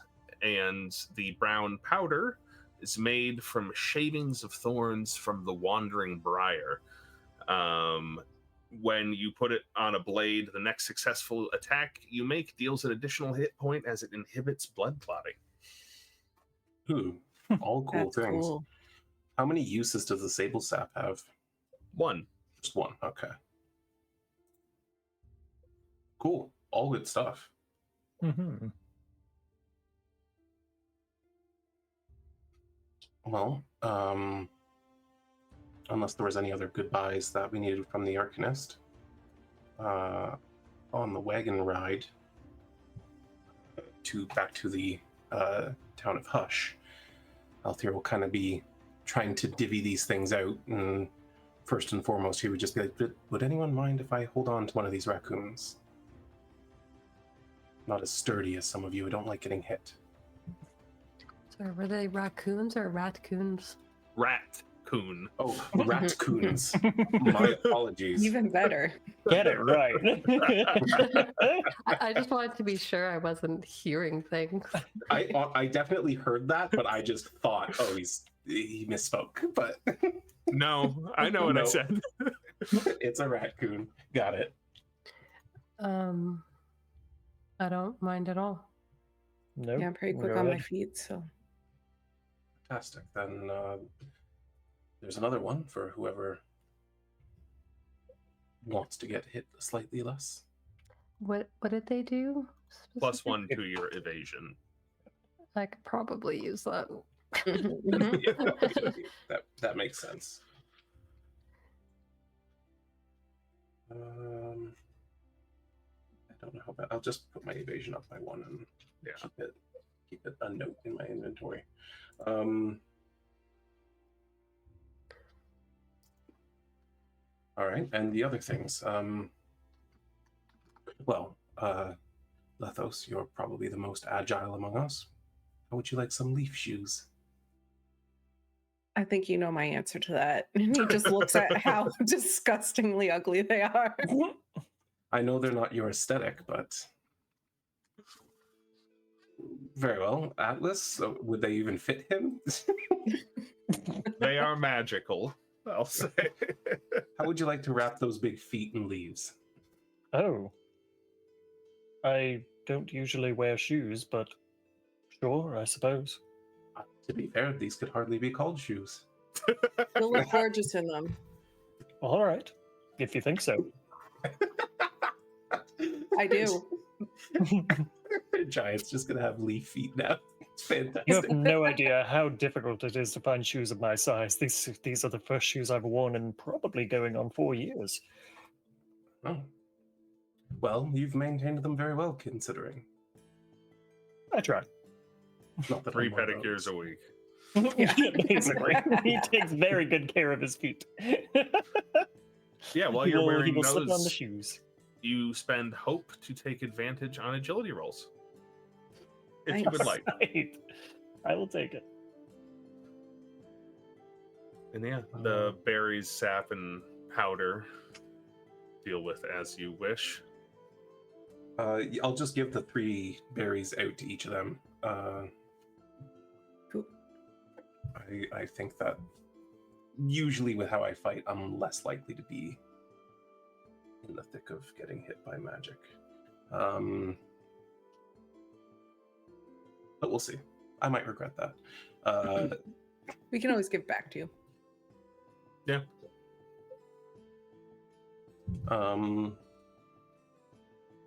The sable sap I'll just keep in the bag for now in case we need it. That's kind of during a rest anyway, right? Yep. So, and then the 2 vials of powder. I think Althyr, Kieran, you're the only ones that use blades. That's a good point.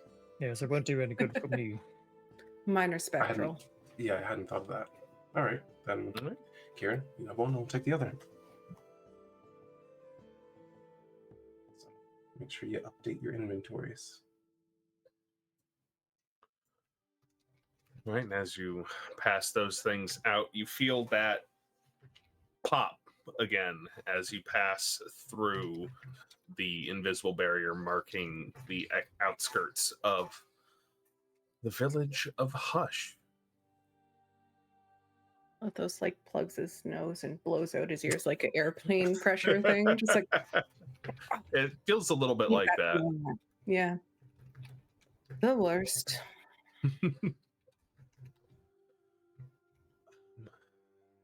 Yeah, it's still fairly early. It seems like the village is still in the process of waking up, just looking for some place to drop off the wagon. Pretty much.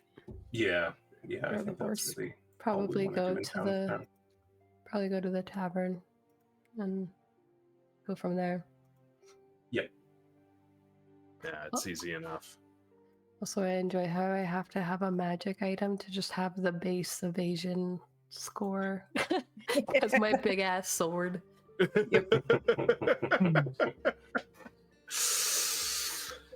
Yeah, it's easy enough to find some place to leave your horses for a few days, no trouble at all.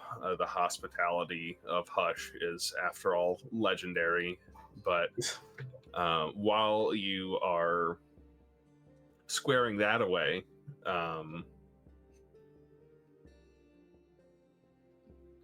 Atlas, you feel somebody tugging on your pant leg. Oh dear. He'll turn around. Oh, hello, Fidget, right? Hi, Mr. Tallman. Hello, how are you? I got rid of all my candy. I went home and I couldn't find any. So now I just got to eat all the vegetables. I've been eating leaves nonstop. Leaves. That's okay. So I think I'm already a little taller. I think you might be too. I may have told you a little bit of a fib about the candy. What do you mean? Candy alone is not going to make you not get wings. What do you have to mix it with? No, you don't mix it with anything. You just don't. Candy doesn't have an effect on wings. I'm so sorry. My wings were given to me from my god. Do you think your god has more wings? Probably. Could I have some? You may have to prove yourself to him. I can climb anything. That's a very good start.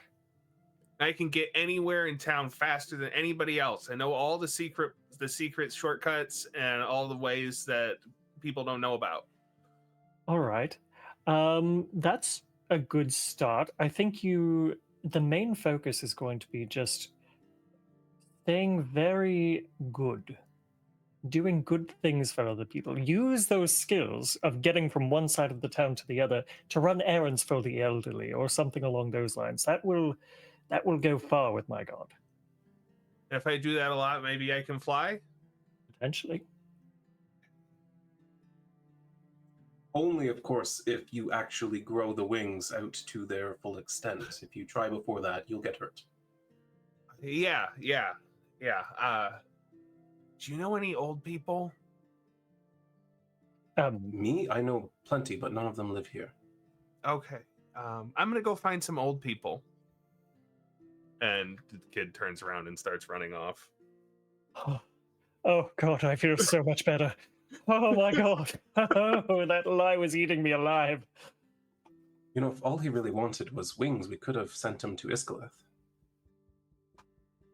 I think, well, he may just want wings. I think it's better for him to earn them. Are you saying I didn't earn my wings?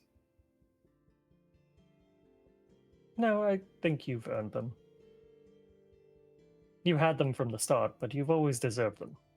You're a good man.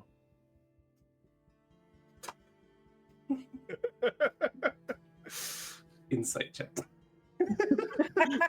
I don't know if he actually needs that. He is telling the absolute truth. All right, well, I'm going to roll my instinct anyway and see if he... You rolled so badly, you're like, you he's gotta be believe it. lying. Oh, that's a 19 with hope. Actually, a 20 with hope. Yeah. Yeah. No, he ain't lying. He thinks genuinely you are a very good guy. Well, thank you, Atlas. I can honestly say I didn't know you felt that way about me. I appreciate it. Of course. For what it's worth, I think that you're a fantastic man as well. Oh, well, thank you. I do what I can. You do a lot more than most. If you say so. Were you guys having this conversation? Like directly in front of the tavern? Yeah. Okay. I think as you guys are like building each other up, Kieran just comes up and kind of puts like one hand on each of you and is just like, listen, we're all very well equipped for this job that's ahead of us and probably even many more beyond that. I think we can settle on the fact that we're all good men, all skilled, and up to the challenge. And Huzzah. I agree. Indeed. And that's high praise coming from Kieran, the Kingsguard. I'm gonna use my new feature and give Althyr 3 hope. Holy shit. That's amazing. I am maxed out. Nice.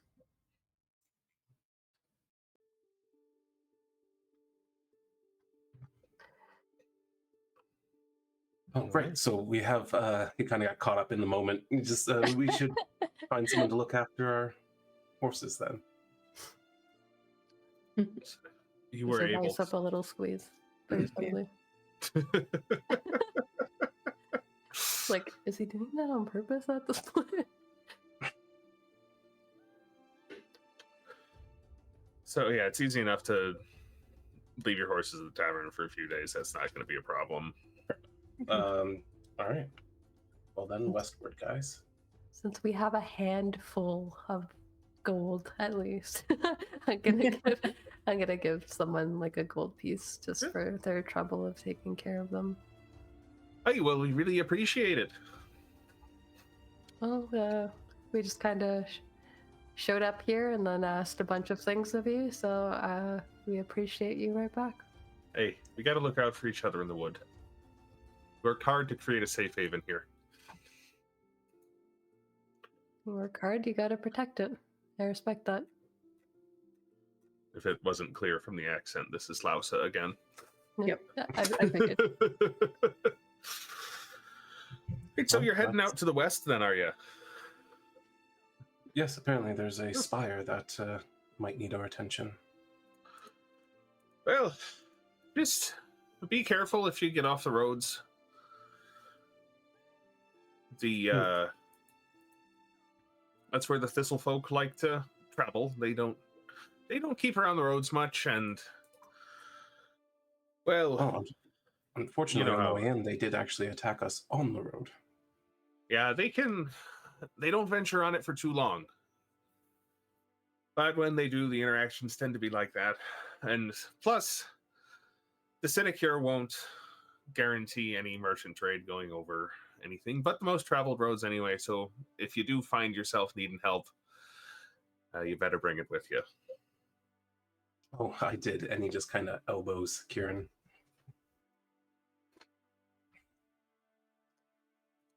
Kind of seems like we're in for some trouble no matter where we go. So thanks for the heads up, though. Huh? Yeah, and if you're following the river, listen for rattling. Rattling. Yeah, there's a strange rattling that can be heard sometimes near the river. Usually means thistlefolk are nearby. Nobody knows what makes the sound, though. Good to know. Well, safe travels. Hope we see you again. You most certainly will. Excellent. He winks at her. Shall we, men? Pretending like he's like in charge of everything. Of course, let's go. Althyr's lost in thought anyway. He's just like, Right, so you head Right. Yes. west. Turns you in the right direction. Yeah. West. All right, yeah. So we, I think, will do this as one of the aforementioned group actions. Get to my cheat sheet here. This might be a good opportunity to break one of those out. There it is. No. The index. Yes, I would like us to do this either as a group action or some kind of countdown to represent the process of wandering through this forest with which you are unfamiliar, off the beaten roads, trying to find a particular point. So who's leading that up, and how are we starting this navigation? I feel like that's probably up Kieran's alley. certainly. Yeah. There might be something I can do to add to it, but I'm not sure how the group actions work or anything, so. That's fair, you do have nature stuff. Yeah. So, nominate a leader. Sounds like Kieran's been nominated, and then all other participants make a reaction roll. So, no hope, no fear. Using whatever traits we decide is best. You don't have to use the same trait. And then Kieran will make an action roll, getting a +1 for each roll that succeeds, and a -1 for each roll that fails. Oh boy. I like that. That's a neat mechanic. That's cool. Yeah, it's kind of fun.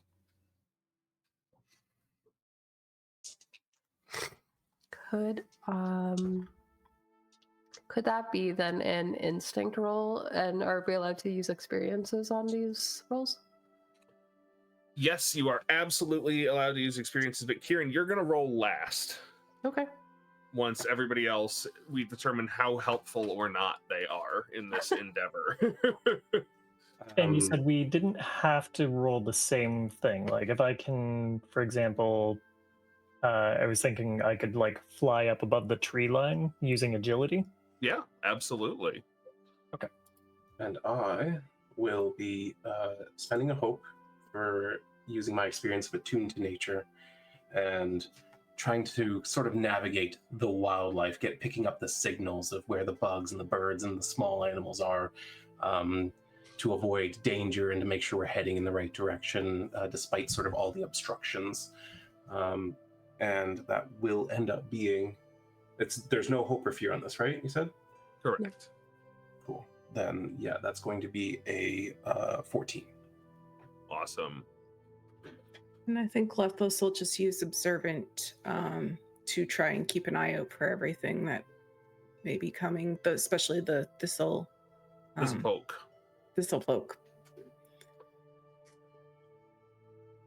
And absolutely. So that'll be an instinct test for you, and Greg, roll that agility. Yeah, and I roll with advantage because of my shoes. Yeah. Nice. Sorry, Megan, I interrupted you. Oh, I just said 15. And I got a 17. 17. All right, that's 3 successes on that. So you are all very helpful between you flying up and looking around. So I get a +3 to that? +3. And if I spend a hope to use Stand By Me while I'm like, I'm kind of keeping close to Althyr because just because I don't really know, like I'm not familiar nature-wise with this area. And so I'm kind of leaning on his expertise with that, just kind of hoping that Lethos has our back in terms of danger. I'm letting that be Lethos' problem. Absolutely. Okay.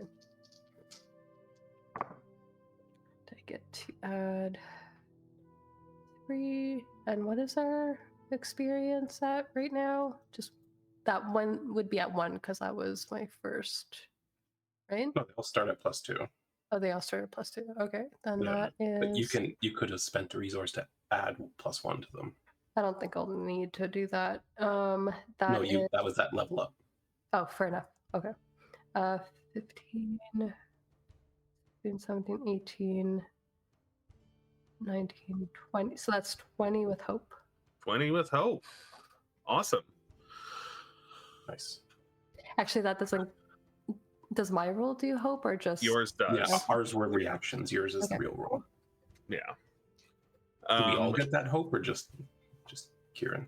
You know, it doesn't say. At least not in this quick little cheat sheet. Tag team. On tag team rolls, everybody gets hope. So I'll say sure.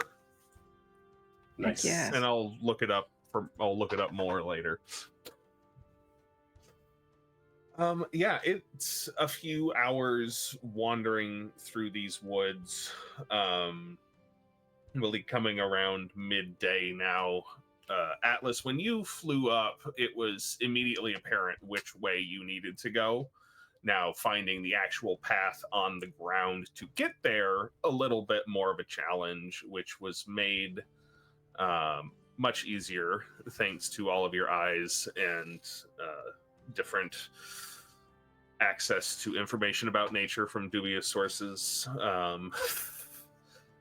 Made it quite a bit easier to know which to avoid, where not to step in between the towering roots of the ancient Sablewood trees. But as you get closer, one thing that's apparent to you first, Atlas, is that what you thought was a large spire or some sort of construction, as you got closer, appears to be some sort of spire or large construction that is grown over in a dome of intensely thick brambles and vines and thorns.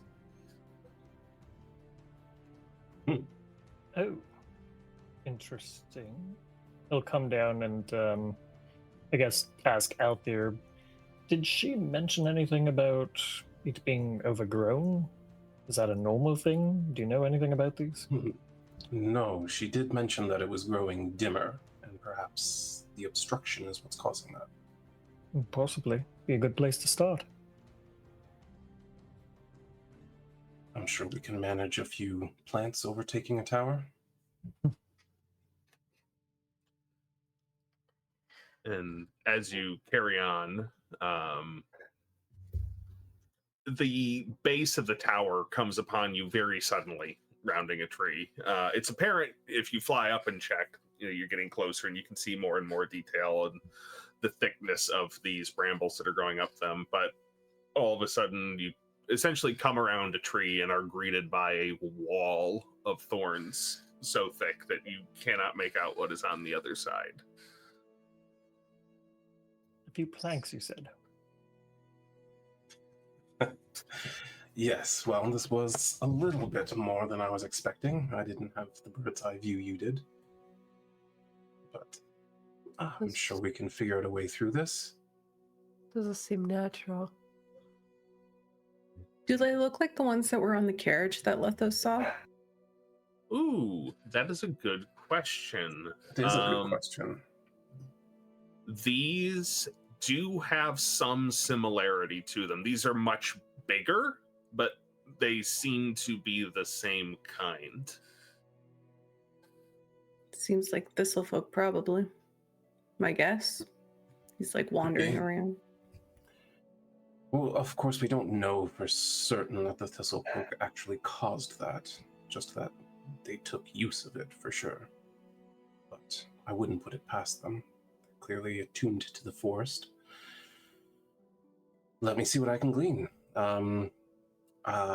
I would like to sort of probe it with some magic and see if it's magic in nature, if it's somehow just natural, weirdly, and if it's, breakable, if it's removable.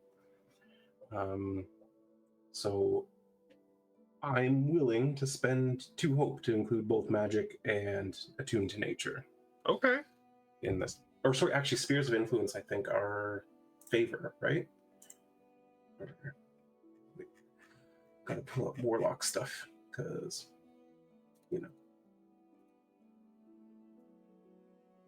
Oh, they're actually a +3 now too. Nice. I can spend a favor. Yes. All right. So they're actually +3. Whenever I gain a tier level, they go up by 1. And so I'll spend 1 favor and 1 hope. And I will roll. What trait would this be? That's knowledge? A great question. Analyze and comprehend? I think that would work. Cool. Instinct could work as well. Okay. I'll stick with knowledge. +2, so that's 17 plus the 5. So 22. With hope or with fear? Oh, with fear. Sorry. Grab yourself. 22 with fear. Cool. What do you think your patron's voice sounds like? That's a really good question. Up until now, I've just been picturing it as something that's incomprehensible to everyone except its patrons. Okay. Or they're sorry, that's warlocks. Yeah. I like this low guttural, just insect noises kind of thing. But I don't. Maybe in the translation of it in Althyr's brain, it's sort of this low, deep, rumbly voice, this earth-shaking kind of understanding of something old and ancient and unknowable in so many ways. Yeah, you just hear that, you feel that voice rumble through you when you're puzzling in on this, trying to draw on what information you can from your patron's spheres of influence, and you just hear, actually, could you say specifically what you were looking at it for again, so I make sure I answer this right? Yeah, that's fair. Basically, I want to know if it's natural in nature, if it's magical in nature, and if it's removals. Is this something that I can kind of force our way through, cut down, or magically just dispel? Yeah, you get a feeling of harmony with nature, that this is part of nature. but it is not necessarily supposed to be like this. And you just feel that rumbling voice come through you, and you get the feeling of it's hungry. The plants are. Yes. Yeah, you understand to be talking about the bramble. Is there anything about it that feels vulnerable or breakable or like you could probably cut through it. It'd take you time. It's looks pretty thick and it looks like pretty stout wood and pretty like lots of it. It could be done. Be here a while. Would it be penetrable with magic? In as much as anything else would be. Fair enough. Okay. Okay. Well, Althyr kind of goes into his weird state with the compound eyes, and he's reaching out, and you can kind of see this. He doesn't quite touch it, but it's like close, and you can see like this green and black, almost flame-like energy kind of probing against the roots and the brambles and everything. And any of the rest of you watching this? Oh yeah. Make a instinct reaction roll for me, please. Uh-oh. Don't like the sound of that. 16. Anybody else who's wait, watching? I have a hope. Can I use observant as well? Sure. I'm gonna do that. Actually, I'm gonna say Atlas is just like hugging at the thorns kind of absentmindedly and not paying attention. Kind of got it in my mind that he's never gonna notice Althyr's weirdness. I got a 9.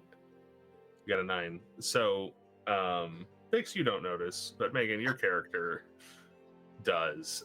As one of Althyr's hands like washes over close to one of the spikes, you swear you can see it like try to move a little bit closer. Just the tiniest little bit, the spike moves. Interesting. And you, Atlas, with your hands on it, it feels like this branch is caught in a breeze. It's like, feels like it's moving a little teeny tiny bit under your hands. And if you look closely, you can see that some of the spikes are very slowly kind of reorienting themselves to point towards your hand. Oh, I think it wants to eat me. All at once, Althyr steps back. His eyes revert to the normal state. All right. Are you okay? I don't like this thing. It's hungry. Oh. That's what Atlas said, yes. Yeah. He just said that he felt like I might want to eat him. Did it feel like that for you? No, not exactly. I suspect, and this is a theory, that whatever magic this spire has, these are here to devour it. Oh. Of course, these are plants. They're plants like any other, but they're infused with something, a will of something that hungers. And we want the spire to not be eaten. Yes. So should we cut the things that are trying to eat it? It's going to take some time to do that. Maybe more time than we have. Do we think possibly I don't know a better way to put this, the seeds of these brambles are possibly inside the spire? That I don't know, but we could investigate, or we could perhaps burn this thing down.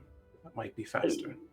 Although, I mean, how wet do they seem? Like, does it feel like burning this is an option? I guess if we got it hot enough either way, but if you got it hot enough either way, but it doesn't. It's not desiccated or anything. This is a living, supple plant. It's okay. I have some thermite in my bag. We can start it now. When in doubt, C4. Exactly. Did we want to check out the spire itself first? I know, Althyr, you can fly. Entirely? Well, you can fly, so can I, and I can carry our allies one by one. Sorry, above the Dome, table, I I think. thought David said it was domed in completely. Oh, it's Yeah. completely domed in. Yeah, Okay. it was completely encased. It looks like it's growing all the way up its sides. Well, but Such that you can't see a spire inside of it. You walk towards a spire shaped thing that was about where it said it should be on the map, and see no other spires around. And I will say you're confident that you have navigated to the correct spot on the map. Wouldn't it be crazy though if this was some other thing out here? More policemen. We're just in the wrong place. This is a totally different crazy thing We happening. learned- it's 2 miles down the road. This is actually to page something bad in, and we're just letting it free. Oh, Spire Avenue? I thought we were on Spire Street. No, we're looking for the north-south brambles. Can I try to like? Yeah. I'll say. What's your hands? Althyr will, if he sees him going to do that, recommend he don't. But you're still welcome to. He can't stop you. But I mean, I've got my gauntlets. I'm sure they'll give me some protection, right? well, like we said, hungry, and you're a magical being, and if it gets those thorns in you, there's no telling what might happen to you. Yeah, it seems Now I'm attracted picturing to the Atlas magic. as a magical girl. I mean, Every time if the the wings shoe come out. fits, if the leafy shoe fits. It's the leafy shoe. Yeah. Very Ghibli magical girl with leaf shoes there.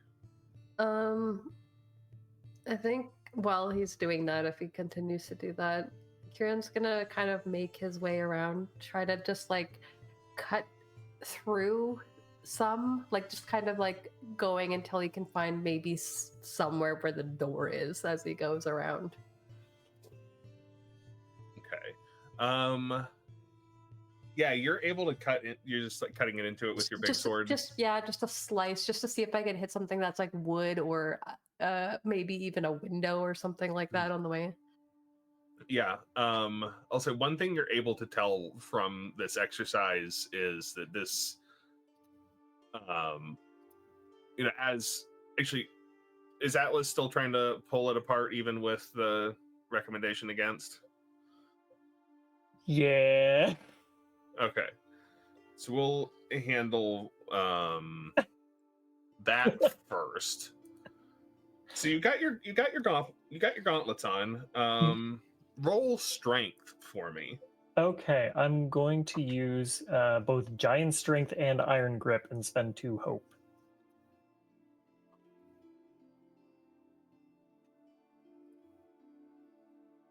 That'll be a +7.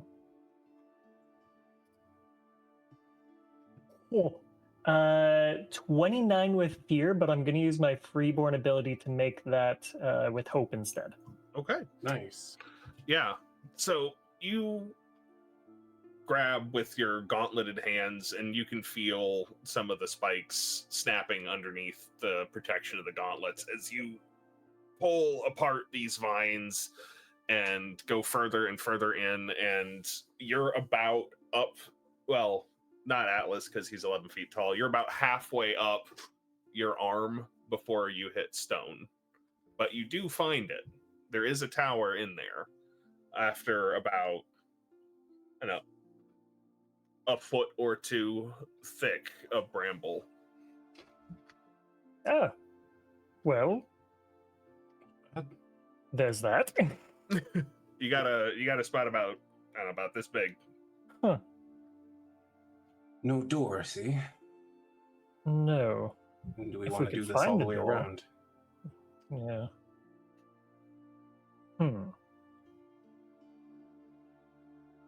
Shall we take a look around, see if there's anything else?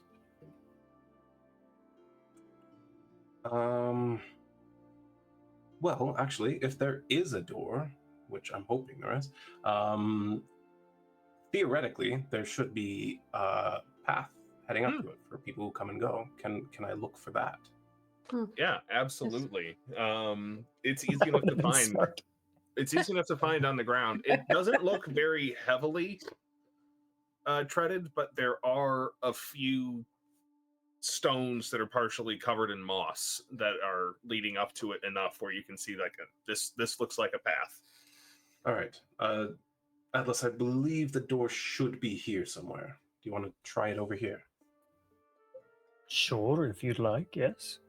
I can do that. I'm still nervous about you sticking your arm in there, but it went okay the first time, so... I'll give it a try. All his dates. Yeah. I'm so tempted to just, like, fly directly into it and just, like, Superman into it. Gosh. You're just in it. We're like, okay, well... Yep. Later. I'm a fly caught in a trap.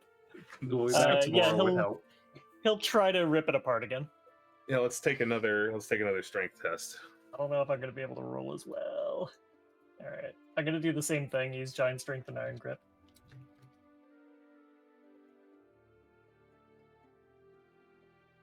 There's no way. Hang on. Okay, I think it just re-rolled the same thing for me. There's no way I rolled another 29.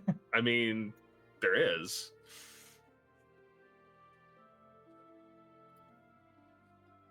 Okay. If you don't 20 want with hope this time, at least. 20 with hope. Yeah, that is certainly enough to get it done. As you reach your arms in there once again, pulling things apart. Those of you not involved in this, it takes you a good 30 seconds or so to get all the way through all the different layers before you find wood. Is that more vines? Nope, that's a door. That's a door.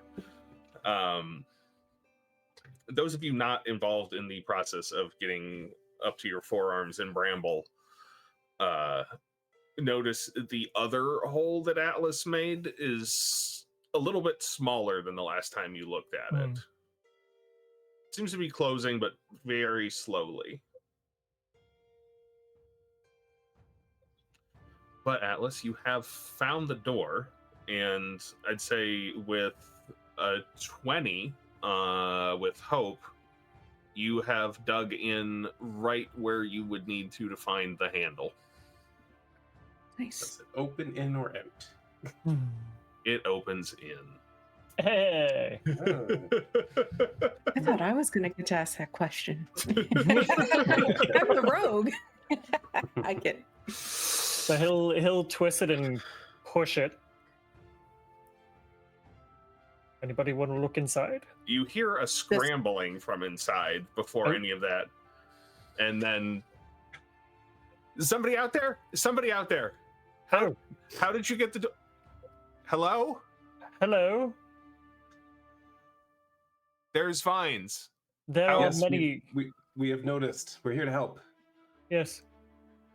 Thank God. I thought I was going to die in here. I don't know how to get this thing off of the tower. Do you know how this happened? Yeah, it crawled up on there. Well, yes. All right. Insightful. Do you know why? No, the wandering bramble is usually only interested in not eating buildings. Other things it eats. Oh, you know of this thing?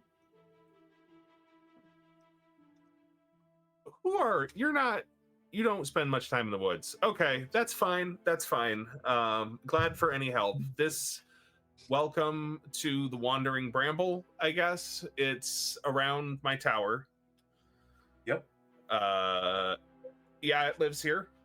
It runs around through the woods sometimes. I don't... All right. So you have no idea why it has engulfed your tower? Like I said, it usually eats things with flesh. I assume it's hungry. It's not moving very fast. Maybe you were the only flesh around. That's why it's picked. Maybe, but on you? I don't know. You'd think maybe there'd be some giraffe deer or something. Do you know of anyone who might be able to influence the bramble? I heard tells that there's some thistle folk that make communities in wandering brambles. Not this one, clearly, but... Interesting. Have you made enmity with any of these thistle folk recently? No, mostly they just keep to themselves. And some of them get a little thirst for adventure or thirst for coin and raid people, but most of them keep to themselves in their little enclaves. They really are... Do you have any food? Oh, yes, of I'm course. sorry. I've been stuck in here for a week. That is unfortunate.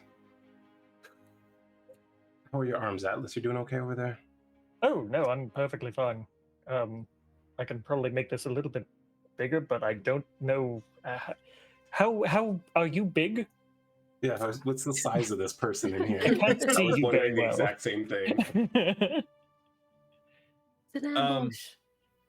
Like looking through this, you're seeing about like a regular human-sized head. All Are you big? Yeah, welcome, Raiders. It's exactly what it sounds like. Yep. What a time to come in on. Would you like to try to squeeze through this hole, or Hey, I don't know what you're doing to stop it from trying to drink your blood, but I'm not crawling through there. I mean, I think it's trying, but it just can't get through my gauntlets. I've got a very good grip on it. Well, she got some gauntlets that I can hop into. I think I'll wait it out in here, unless there's really no other option. Is there anything that we can do to stop the bramble? Or scare it off. Yes. Oh man, why? You could maybe try luring it or something with. If you caught some sort of beast to feed it, it might move on its own. You could try scaring. I don't know. Plants don't like fire, right? I don't know if it has that kind of conscience, but it might be worth a try. All right. Maybe we But can. it might make it mad too if you set it on fire. So. I'm not too concerned about it being mad with us, but. Oh, well, hey, that's your prerogative, man. Perhaps we can find something to leave as bait. I think we can do a little bit of both. We don't necessarily have to set it on fire, but rather start fires near it on one side and plant bait on the other side and hope that it's uncomfortable enough here and wants something enough there that it'll just wander away. Are you very good at controlling flames? No, but I can get us some bait. All right. Is any of us very good at controlling flames in a forest? Can't No. say that I am. Maybe we try the bait first. Well, we've traveled many times. Build a proper fire pit. Put stone around it. We just need fire near it. Make it a little hot and dry. Oh, okay. I thought you were suggesting setting a forest fire. I was very concerned. No. I'm not planning to die in an inferno anytime soon. In fact, I know that this is not where I die in an inferno. Oh, so we could light a forest fire and you'd be fine. Yes, but the three of you might not be. Oh, true. Yes. If I push Atlas down, I'm fine.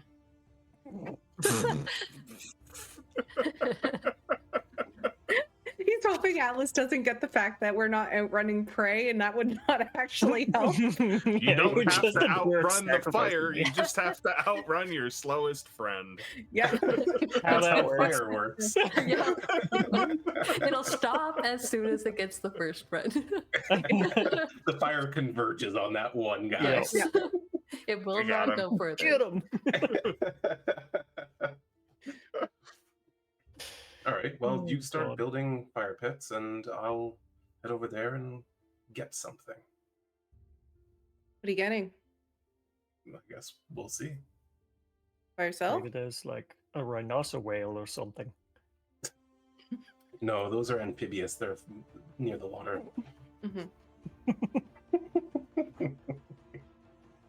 You have I'll try to get tell of something the alligators and the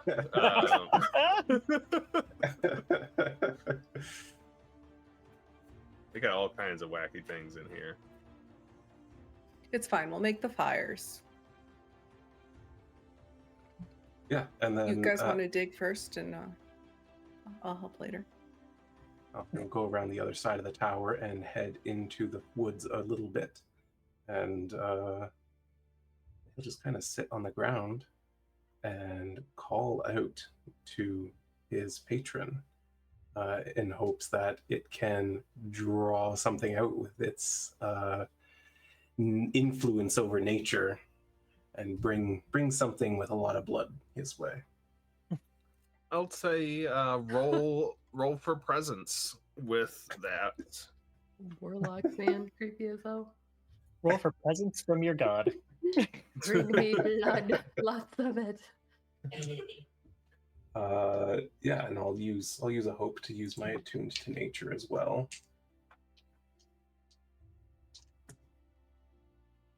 Nice. That's not bad at all.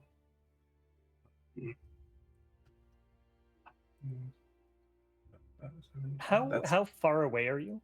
Just out of curiosity. I don't know exactly how big the tower is, so hard to say, but like he literally would have gone around the opposite side to where you're building the fire pits and then gone about 20 feet into the woods. It's a pretty sizable tower, especially with the bramble on it. So Okay. I would say for mechanical purposes, you would be within very far. Okay. And I couldn't see him anyways. All right, that's fine. And from there, just to be clear, we're starting a fire while this person's inside the tower. you're Like, not campfires igniting it on beside fire. it. You just want a couple of big campfires near it so that it gets really hot and dry and it gets And uncomfortable. it won't want to enough. go this way. It'll want to go in another that way. direction. Yeah. It's just about stacking what we're doing so that it's like this area is really favorable and where you are right now, not desirable. You're just trying to control the plans. Got it? Yeah. And that is a 19 with hope. 19 with hope. Very nice. Yeah. You sit there on the forest floor for a few minutes, channeling your patron's influence over the sphere of nature, and after some time you hear a large rustling in the woods some short distance away, and a large what do we want to have come out here? I really like the idea of the giraffe deer, so we'll go with one of those. That's great. Yeah. You see a very tall giraffe deer step out from between two trees. Yeah, and Althyr's just kind of sitting there cross-legged. His arms are out. He's kind of just focused on drawing the influence of his patron, Isla the Endless Maw. And it's noticeable to nobody because nobody's there, but from his ring that he cannot remove, blood is kind of just trickling down into the soil. And then as the giraffe deer draws closer and closer, he just kind of remains completely calm. And he slowly rises, moves towards it, puts one hand on its neck very gently, draws his cutlass, and slits its throat. And that smell of blood just fills the air. All right. So back at Team Fire. Too hot stuff. Okay. Okay. Yeah. Team Hot Stuff. I'm sorry, I Team forgot. Hot Stuff. Yeah, back at Team Hot Stuff. What's going on here? What's the plan? You go. Pretty much just trying to follow Althyr's directions to a T. Depending on if there's some resistance from the wind. I think Kieran's using his like his little like tattered blanket to kind of encourage the smoke and the heat towards the building. Oh yeah. Yeah, with it completely still on the forest floor here. I jam those words together. Yeah, wafting the smoke and the heat towards it with that sheet that you've got.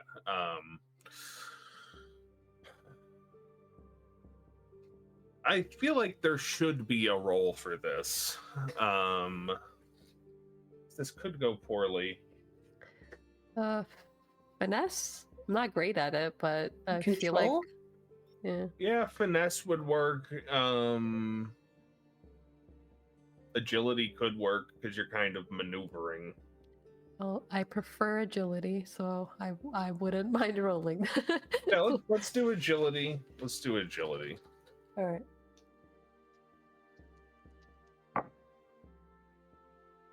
Not awesome. That is 10 with fear. 10 with fear. Okay. Would I be able to aid that with one of my prayer dice that I get at the beginning of each session?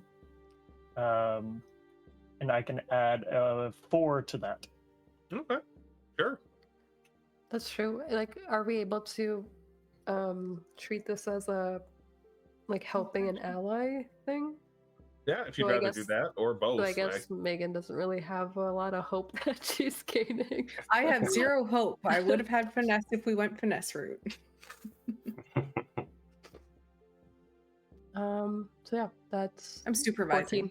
14. 14? Yeah. Mhm. 14. Yeah. At some point, the flames start to really burn up faster than you thought they might with how damp the wood you were able to find was. But within a few moments, you are kindling what's turning into quite the bonfire now. And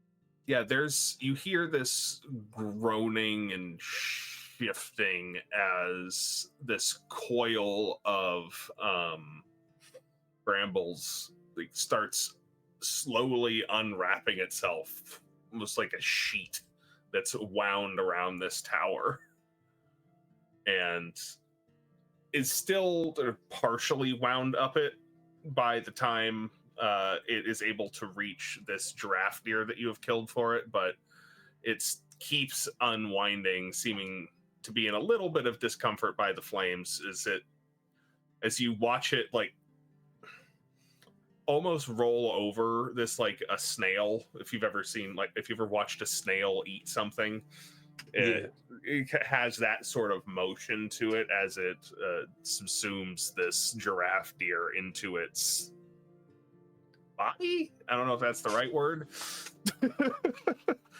And it pauses there for a moment as it consumes this, but it keeps unwinding itself and unwinding itself and unwinding itself, and eventually it is you've got about an hour while it does this if you'd like to do anything. Fucking slow moving brambles. This is the weirdest thing I've ever taken part of. It truly is. Althyr rounds the tower as you say that, and he's just like, really? This is pretty mundane, to be honest. I'm not surprised.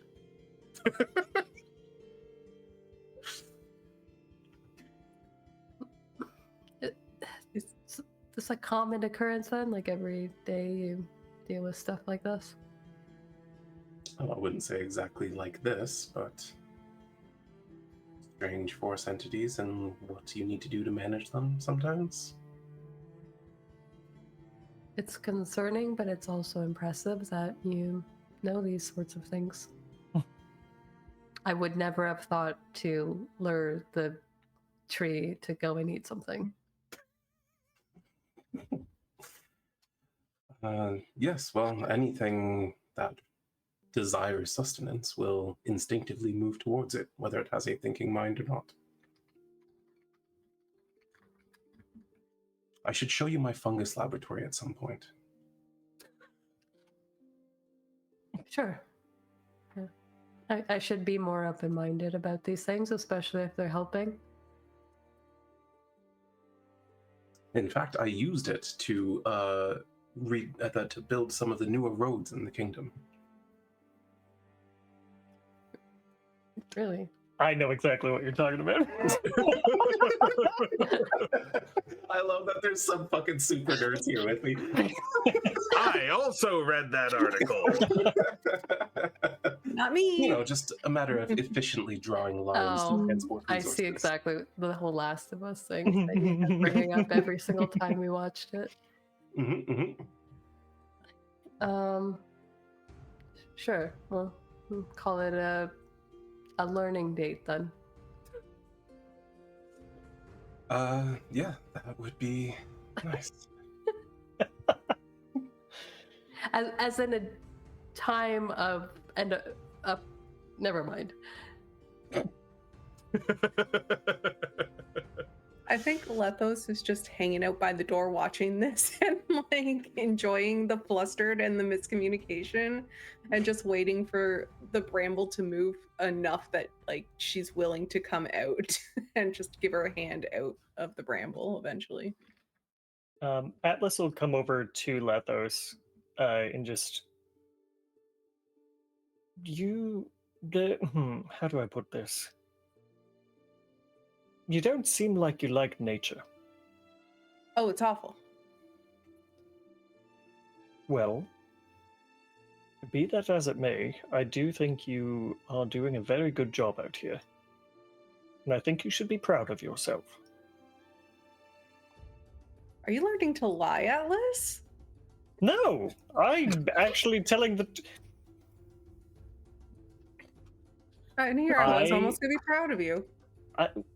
Now you're not? Okay, well, I'll deal with the conflicting emotions that brings. It's okay, big boy. I appreciate it. Big boy, great. All right, well, regardless, good for you for putting yourself in a situation that you are not that comfortable with. That's all I wanted to say. I appreciate it. Is And it that obvious that I don't fit in? Well, considering you wouldn't step on the ground without your shoes earlier, I may be stupid, but I do notice certain things. But you are doing a good job. Thank you. And he will use a prayer dice to give you 3 hope. Thank God. Finally, I can do something. I got you. Anything. I love these prayer dice, man. They are so powerful. That's a cool mechanic for sure. Yeah. That's so cool. Yeah, over the course of the next hour or so, the wandering bramble unwinds itself from this massively tall tower. And you think it's probably done. It's hard to say anything what's going on in the woods over there now, as this bramble has uncoiled itself from the tower and is, if you watch it, it's like it's layering itself up like a box of that tractor feed paper from back in the day. I don't know, that's where my mind went first. Listen, I wanted to make references that the youngins won't get. No. Mission accomplished. You're older than me. No. But the amount of sacrificial blood that I intake usually kind of evens out the whole situation. Right. Gotcha. Yeah, the bramble accordions itself up into this more or less amoeboid structure that starts moving through the woods, and by the time it has fully sort of left the area, you would estimate that it's about 50, in its like natural traveling form, it's about 50 feet tall, maybe 100 feet thick, and about a mile long. Holy shit. So should we be concerned about where that thing is going next, or what direction? I mean, I was luring it west, which is away from Hush. So I don't know anything over that way, so whatever it does, does. Ignorance is bliss. Somebody else's problem. Yep, It is part of the natural ecosystem here, so it's really not my responsibility to... I suppose that's fair. But with the bramble fed for now, and wandering about off to its own desires, whatever they may be, we're about 15 minutes over time, so I think that's a pretty good place to leave it for today.